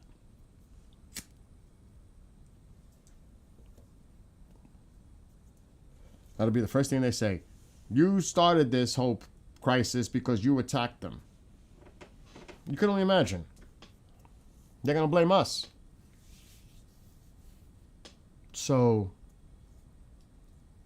it's going to have the implications. I mean, they're very serious. And the president has to take all these things under consideration. The short-term, long-term consequences of this action.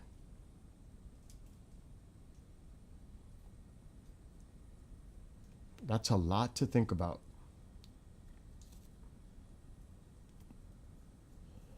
And believe me, I want more than anything to help the Iranian people.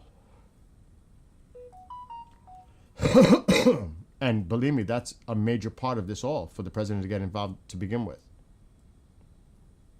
But you also have to think of the stakes for the entire world, that region, for us. There's a lot at stake. As that weighs so heavily on the president to make that decision. It's so easy for people on the sidelines to say, go, go, go. And I'm one of them.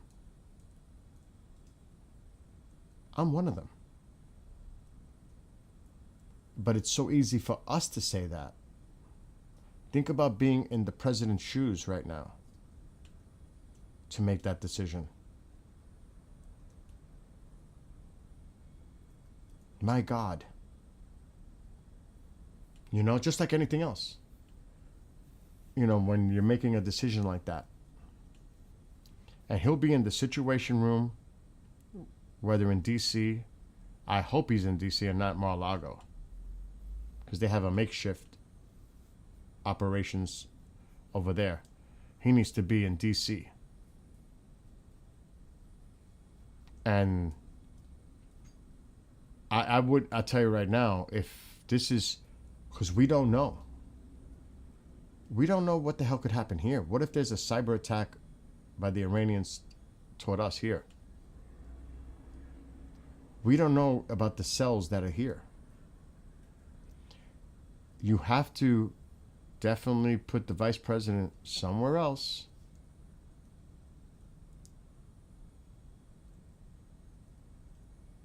I mean, the doomsday plane. There's a lot at stake here. You know what I mean? It's so easy for us to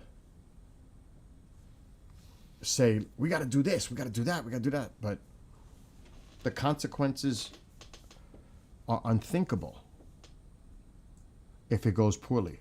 The consequences are insane. And we need to be grounded, and we need to be objective, and we need to look at it like that too.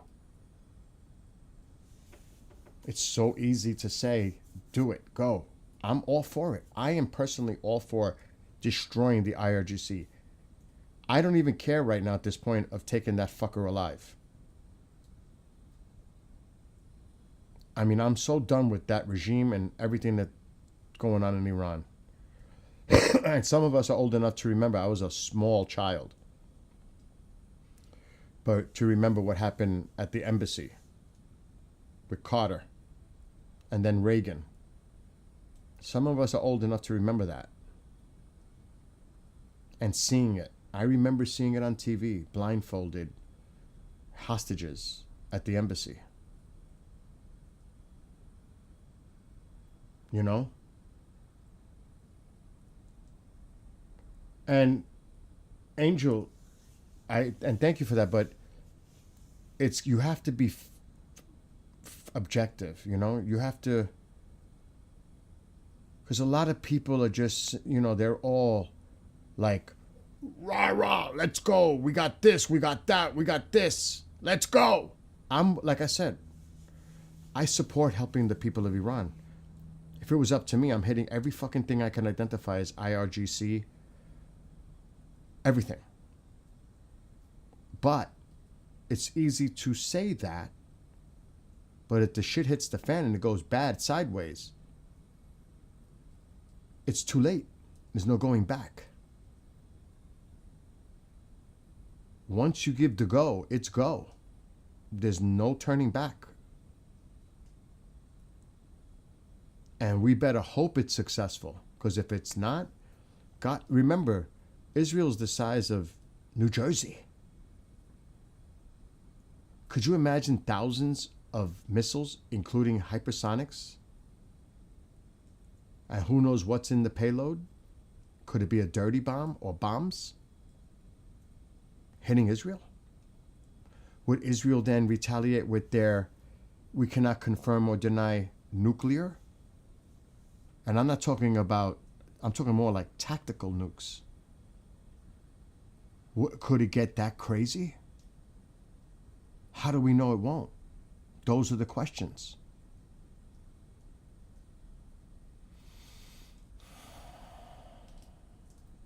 That's why it's scary. We just don't know the outcome. No one knows. There's a lot at risk. This is freaking seriously high risk. But like I said, I definitely want us to hit that fucking IRGC and just eliminate them. The proxies are already critical. They're critical. All of them. Israel made sure of that. And we did too with the Houthis. We had our part in that too. But is Hamas the same? Is Hezbollah the same? Are the Houthis the same?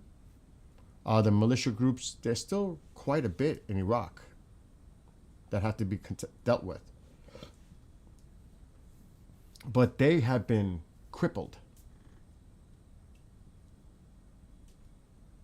So when you look at it that way, They're at their weakest point they've been in God knows how long.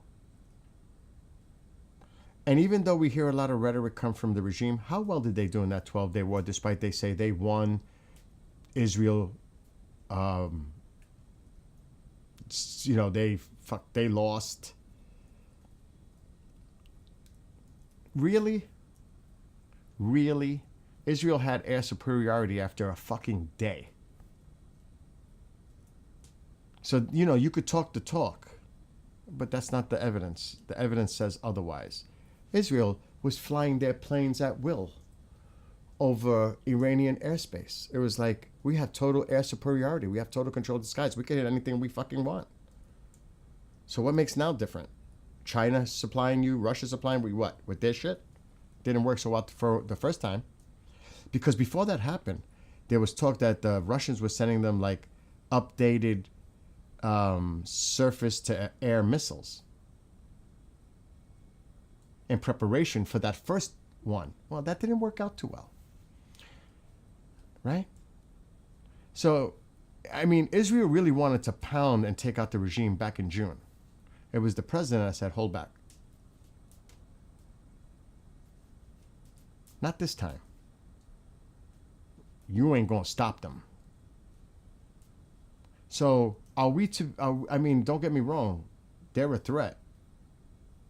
But were they really a threat in June? They could, if that didn't last 12 days, if that would have lasted a month, Iran, the regime, that whole thing would have collapsed. I'm convinced. The IRGC, they had them crippled. They were doing nothing. Yeah, they were firing missiles. They sure were firing missiles. But since that, remember when all the missiles were flying? Well, they used a lot of their stockpile too. That's when they were vulnerable after unleashing that. And yeah, they got more, but they already used a lot. They were very vulnerable at that point. So I'm not impressed. I'm not impressed up to this date after what happened in the 12-day, the Iranian response and defense. Absolutely not. Israel was hitting target at will. They were just targeting. You've seen it. They were hitting targets at will. So that was Israel. Now we're talking about the United States and our force. That's a whole new level of, pounding. You know what I mean? The 6-day war against Egypt, Syria, and Jordan says it all. Israel can take care of itself. But I'm saying, we've seen what the Israelis can do with, of course, our military superiority, backing them up with the equipment and the assets logistically. Can you imagine the United States taking action? Not Israel, but us, with our force, with our might, our power. We're not talking about Israel. We're talking about us. It's a whole different level. A whole different level of you gonna get up. I mean, just think of, and it's not just going to be B-2s. There's going to be B-52s involved. There's going to be a lot involved here if it happens. They're going to be launching from different naval vessels. Now, I'm not even talking about the carrier. Subs, destroyers, cruisers. It's going to come from every fucking side. The Mediterranean, the Arabian Sea. It's going to come from the west. It's going to come from the south. It's coming from everywhere. You're getting hit. And our precision weapons unleashed on them, it's going to be raining missiles and forget about it. It's just going to be crazy. If it happens, it's not going to be some little strike. This is going to be big. That's why I say the world hasn't seen this in quite some time, what could be coming to Iran. And I think a lot of people underestimate the power of the U.S. military. I think a lot of people underestimate that. They're like, oh, the United States does that. Are you crazy? You just haven't seen it unleashed like this president is capable of unleashing. You have not seen. This isn't Russia and Ukraine. This is not. This could be something, like I said, most of us have never seen ever. And like John is there, we've seen, some of us that are older, what happened in Iraq. Forget about Afghanistan. Iraq. That initial, actually Kuwait, which led to Iraq. Some of us remember seeing that on TV, like as it was happening, and like, holy shit. Because they had the press in Baghdad where they were actually filming live. You going to get that in Tehran? No. You might have people filming it as it's happening, citizens of Iran, and you know they're going to be fucking cheering because they know the help has finally arrived. If it happens. If it happens.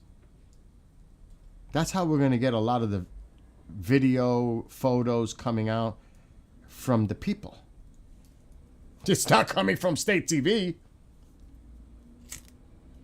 Matter of fact, state TV will be hacked. Cyber attacks are going to take out a lot of their infrastructure. There will be no state TV. They're going to shut that shit down. They're going to shut Iran down first. There's going to be a massive cyber at the same time. I'm just guessing, but I think that's a good guess. I'm driving to the store in pajamas. What? Why are you driving to the store in pajamas in the freezing cold? That makes no sense, dude. What the heck does that mean? So again, what's up, Frenzy? Yes, you're right. That's what I remember seeing. It was CNN. It was, I can't remember his name, the African-American reporter. He had a mustache. Oh my God, what was his name? He was like the big CNN reporter at the time. Oh my God. I'll never remember that name. You know who I'm talking about, right, John? You know who it was. He was their big reporter at the time. He was like their Wolf Blitzer of that time. I can't think of his name. That's exactly where we seen it on CNN. I think CNN was the only cable news program network at that time. Bernard Shaw. That's it. Bernard Shaw. That's it. That was his name. Bernard Shaw. Wow. Wow. Bernard Shaw. That's his name. That's him. That's exactly where we seen it on CNN. Bernard Shaw reporting. Holy shit. I feel so much older now. But that's who it was. Bernard Shaw. So all I know is I think we are going to strike soon. It's a short matter of time before Persia is free. I am praying that is going to happen. Like I've been explaining it for the last hour. I'm with it. I'm all go. I'm all go. But we have to think of the consequences, like I'm sure they are. If it doesn't go well, it could get really ugly. That's why we got to go in there with such a force and a constant barrage, non-stop pounding, non-stop. Non-stop. We have to pound them by the hour, by the minute, by the day, constant fucking, excuse my language, pounding. We gotta decapitate them. It's like a shock and awe. And I am praying for everyone over there. All the innocent people. Because I've said this many times. It's the innocent people, the civilians, caught in the crossfire. They got to do their due diligence to keep that shit down to the extreme minimum. But if you go after the IRGC, because that's in the freaking desert. You know, they have a lot of these mobile, but they do have a lot of mobile launchers within the city. We've seen Israel take them out. They put them in populated areas. Purposely, of course. That's a major concern. I wouldn't doubt they're doing it right now. They're putting launches in the streets, literally in the middle of the streets in heavily populated areas. So you take this out, you're going to also take out some of our civilians, and they're going to use it as propaganda that they're killing thousands of civilians. This is where shit gets really dicey. You know how it's done. They use hospitals, schools, mosques to launch from. You want to take it out, you're going to have to destroy the mosque or the hospital or the schools or whatever, institutions. You know they're going to do that. And that's why this is not as easy as it sounds. What's up, Witch Moon? But a lot of the larger long range is a little different. Those are the ones we have to really go after. Especially if they just tested an ICBM. Their first time. That was launched towards Siberia. Those are the fuckers we got to watch out for. And these hypersonics. Because they know what got through and hit Israel. They know. You think they're stupid? You don't think they learned from the 12 day? They know what got through and what didn't. They know the drones were useless, pretty much. But they know some certain missiles got through. And you know that's what they're focusing on. Development of those.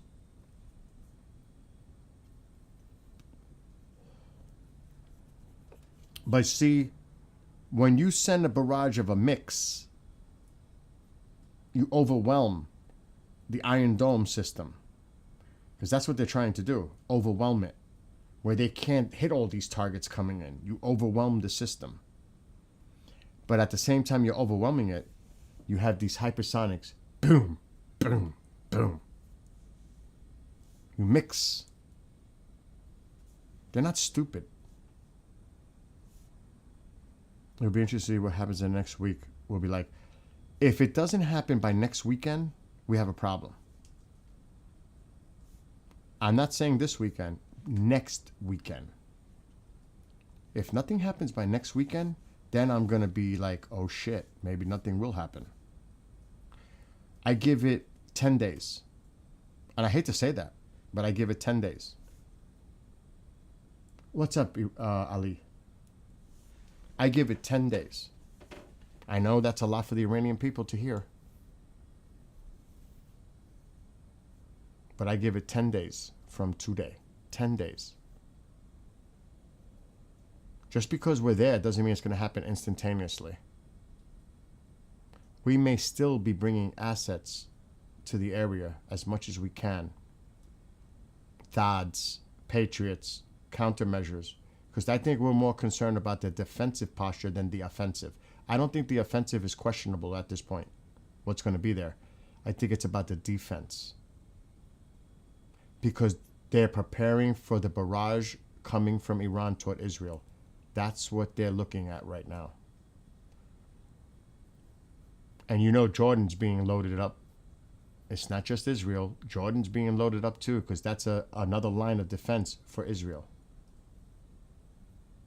And I've said it yesterday, I said it the day before. Jordan is one of our closest allies in the Middle East. Forget about Saudi Arabia, Qatar, all these other countries. It is Jordan.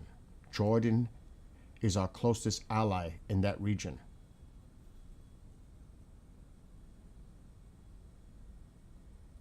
You know? It's Jordan. And Jordan is here, and Israel is here. They're that line before it gets to Israel. And they have been our closest allies. All these F-15s and all this other stuff that's being deployed, a lot of it is going to Jordan. Not to Saudi Arabia, not to Qatar, not to any of these other bases throughout the Middle East that we have. It's going to Jordan and Cyprus. That tells you everything. Because they don't want to hear shit from them saying you can't use our airspace. They don't want to hear that. That's why the carrier is its own island. We don't need you. But Jordan is key here. Because we do have bases there and we can launch aircraft from Jordan. And just think about that. If you've got Jordan here and you've got down here in the Arabian Sea the carrier, it comes from the west, it comes from the south, it comes from behind the Mediterranean flying over with ships, cruise Tomahawks. So you're hitting them from definitely two sides. Now Turkey's up here, and I think that we don't give a shit. We're flying through Jordan over Iraqi airspace, and if Iraq has a problem, you take them out too. Screw that. Screw that.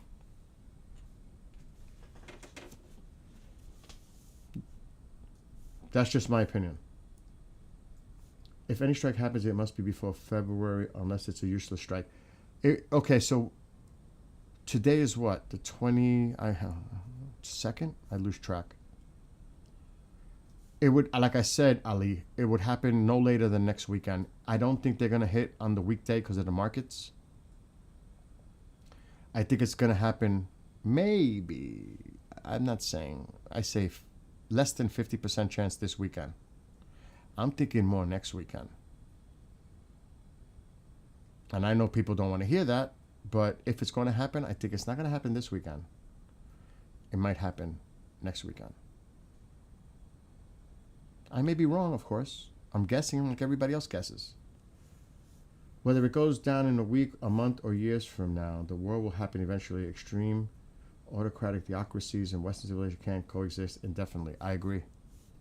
But you got to remember, at the same time all this is going on, Tehran, that population is going to lose water by summer, most likely. The economy is completely crippled. The people are going to suffer. While all this is going on, the people of Iran are suffering. Lack of food, lack of power, lack of water, lack of everything. So while all this is going on, and the oppression of the regime against the people, and the slaughter and the killings and the people that are wounded, rounding up people to arrest, detain, execute, worse, whatever. All this is all going on at the same time.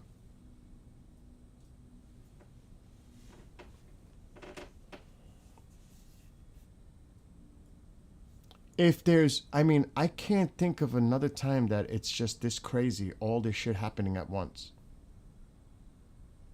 To a country, to their people. It's all happening at once.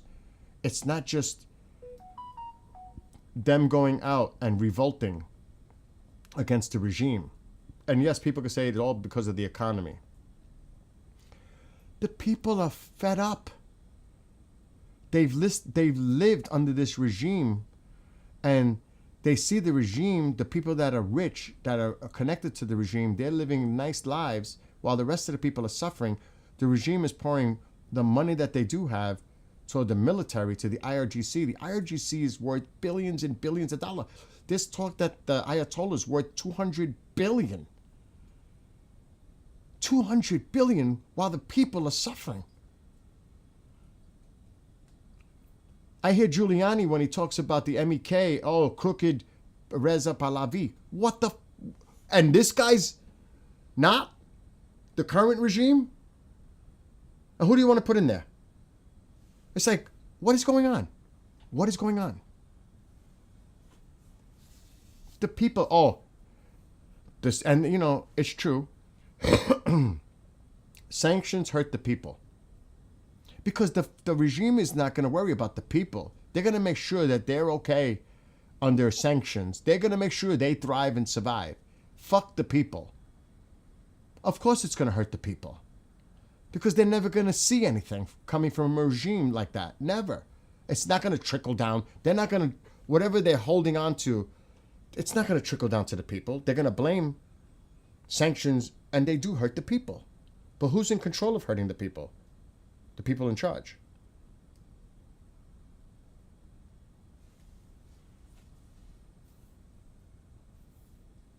I mean, what the? And I would hope, I hope, I would hope that a majority of Americans support Iran. Do you know what I did yesterday as an experiment? Because I don't watch mainstream media. I watch local news. I don't watch the mainstream. Because depending on which one you're watching, it's going to feed you a certain angle.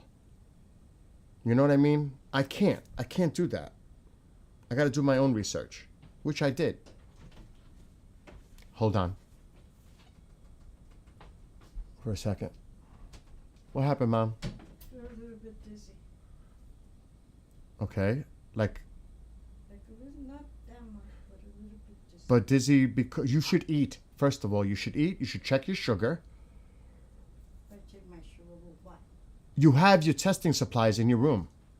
I'll be right back. Come on. Let's go. So what's going on over here? Nothing. I'm talking about Iran. Come on, let's go check you. Come on. I don't know where the blood pressure thing is. Is it in your room? How can you see anything when I there's can no see. light on? I can see. Let's go to your room and check your blood. Because your blood sugar might be low. You need to eat. My sugar, I have diabetes, not No kidding, but your sugar could be low. Because you could get dizzy from not eating. Your sugar's low.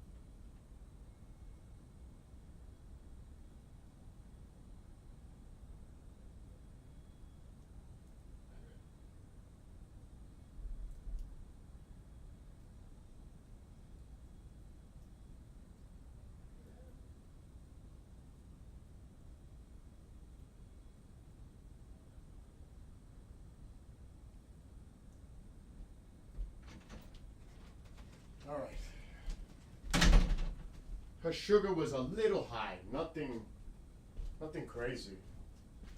She gets nervous. Her sugar was slightly high. I gave her a metformin, tested her blood. All right. What's going on? Let me catch up. Let's see. For sure, I was 1191. Watch rockets fly. Yeah, I remember that. I remember that too. And like we were talking about, CNN, Bernard Shaw. I remember that as a kid with my friends in the house seeing that. We're like, oh my God, look at this. That was unbelievable. So now we all just wait and see. Pretty much that's where we're all at. But I think the number's over 30,000, hundreds of thousands wounded. God only knows how many are imprisoned or have been executed. We just don't know.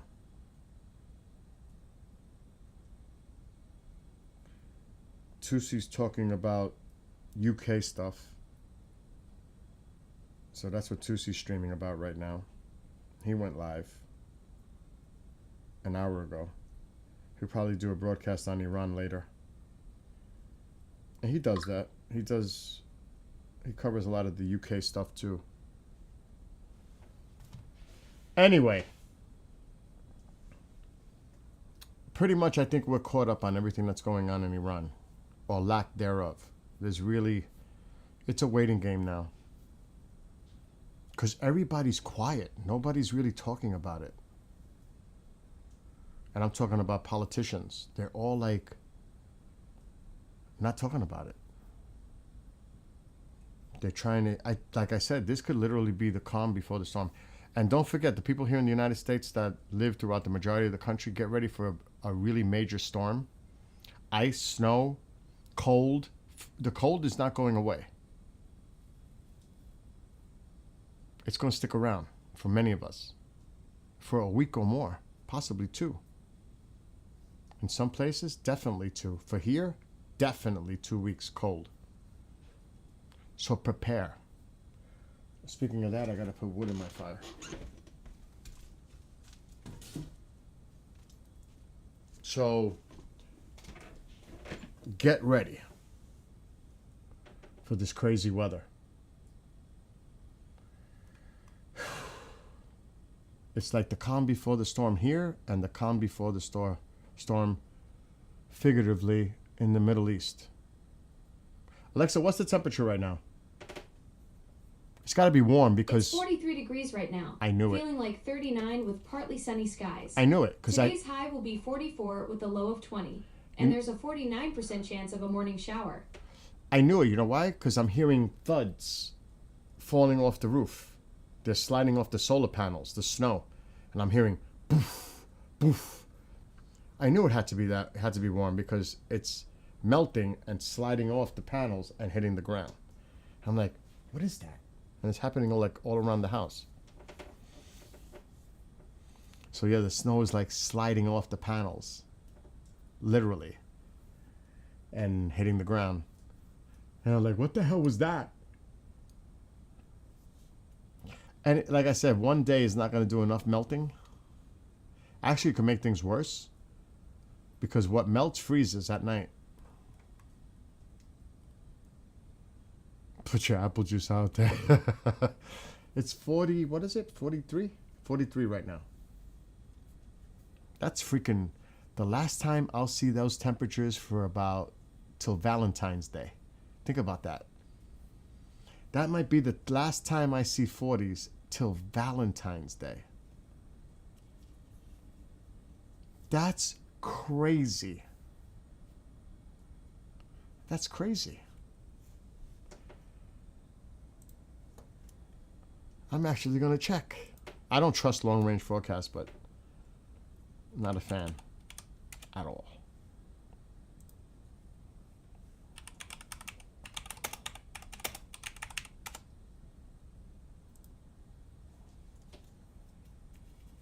Okay, let's see what they're saying.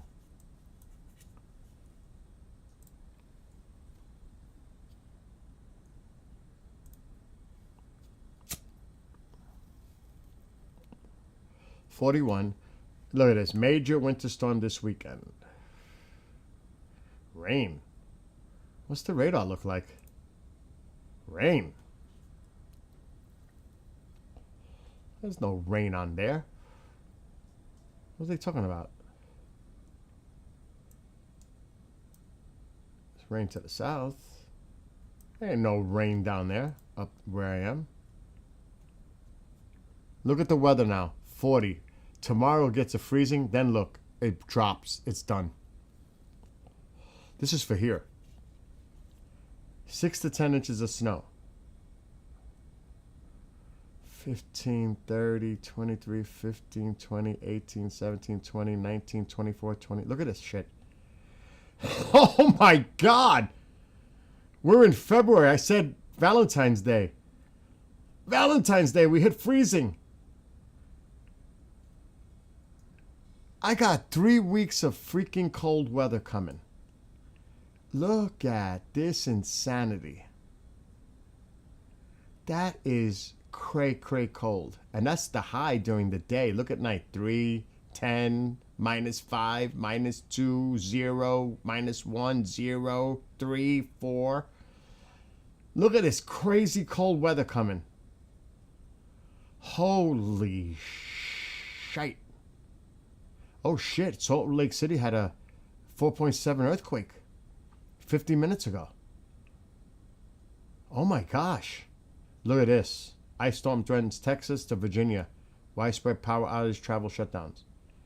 Because of this. Oh my, look at the power outage risk. Holy. Oh my God. I gotta get rid of this. I'll get in trouble. Wow. So if you live in these areas, you need to pay serious attention. Widespread in the red. Holy, that's bad. That's that ice. Almost the entire state of Texas. All of Arkansas, most of Louisiana. You could say that about Mississippi, even Alabama. All the way up to Tennessee. Look at this, the Carolinas. Holy cow. Look at this.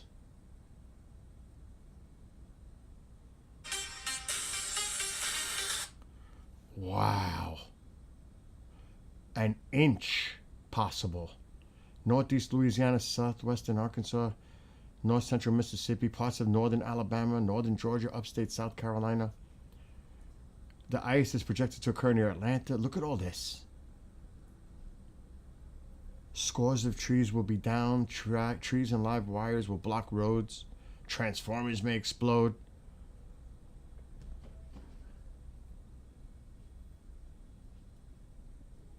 Holy shit. 15 to 30 degrees below historical averages. Historical averages. Here we go. Hold on. You want a jacket, Billy? Why do I want a jacket? Because it's freezing. I'm okay here. I have the fire on. I'm warm. Oh, that's right. Look at the... He's under the big bed. Oh, good. Um, You can get me rest. look at the historical averages below normal. And this is next week. That's why I said the cold is not going away. Wow.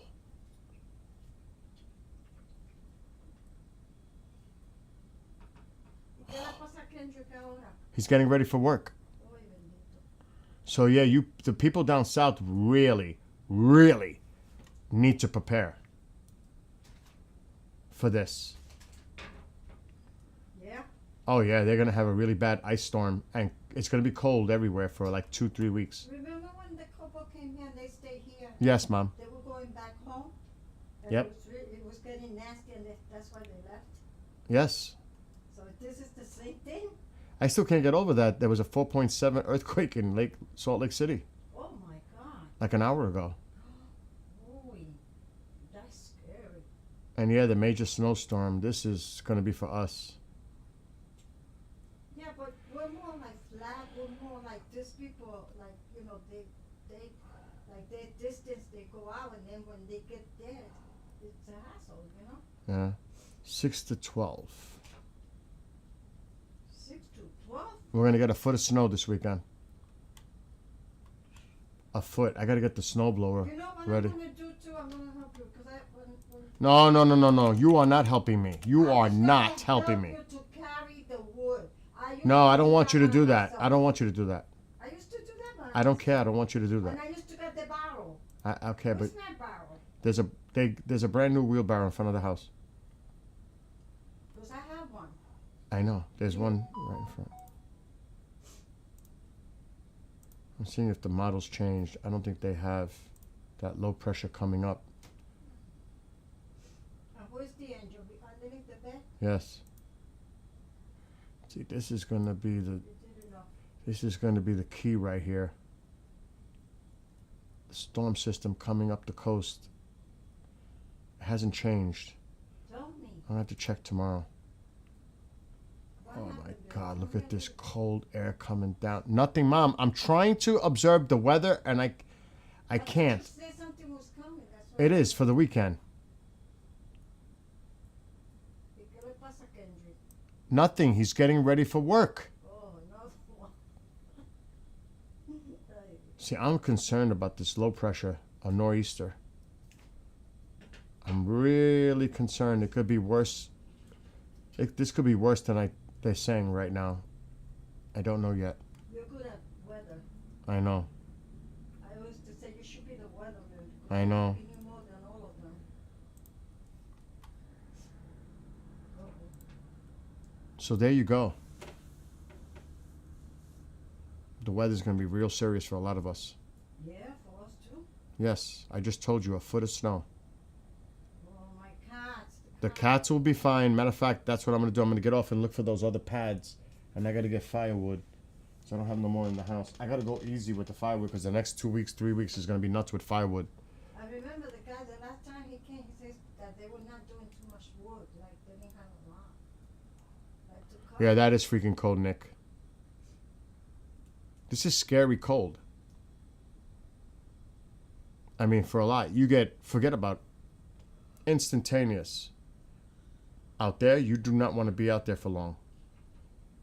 Forget about frostbite, hypothermia. I mean, it's just going to be that cold. I feel sorry. Then you got to worry about power. Then you got to worry about pipes. You got to worry about all kinds of stuff. And sometimes there's people that can't afford all that stuff, man. It breaks my heart. You know? There's a lot of people who work there just for the family and all that. And it breaks my heart Okay, Mom. to see them like that. And sometimes you can't help because they're not around you. If they were around you. Anyway, I'm going to get off now. I'll be back maybe later because I need to take care of business in the house and do a few things. So, everyone that may be watching, have a great rest of your day. Safe, Prayers for the people of Iran yes, and prayers for the people in this country that are going to deal with this storm too. yes. This is going to be hard on a lot of people Yeah, man. here. This storm. In New York is more open, So- but in people like towns and all that, it's not that. Prepare if you can and be safe, be well, be blessed. And just take care of yourselves.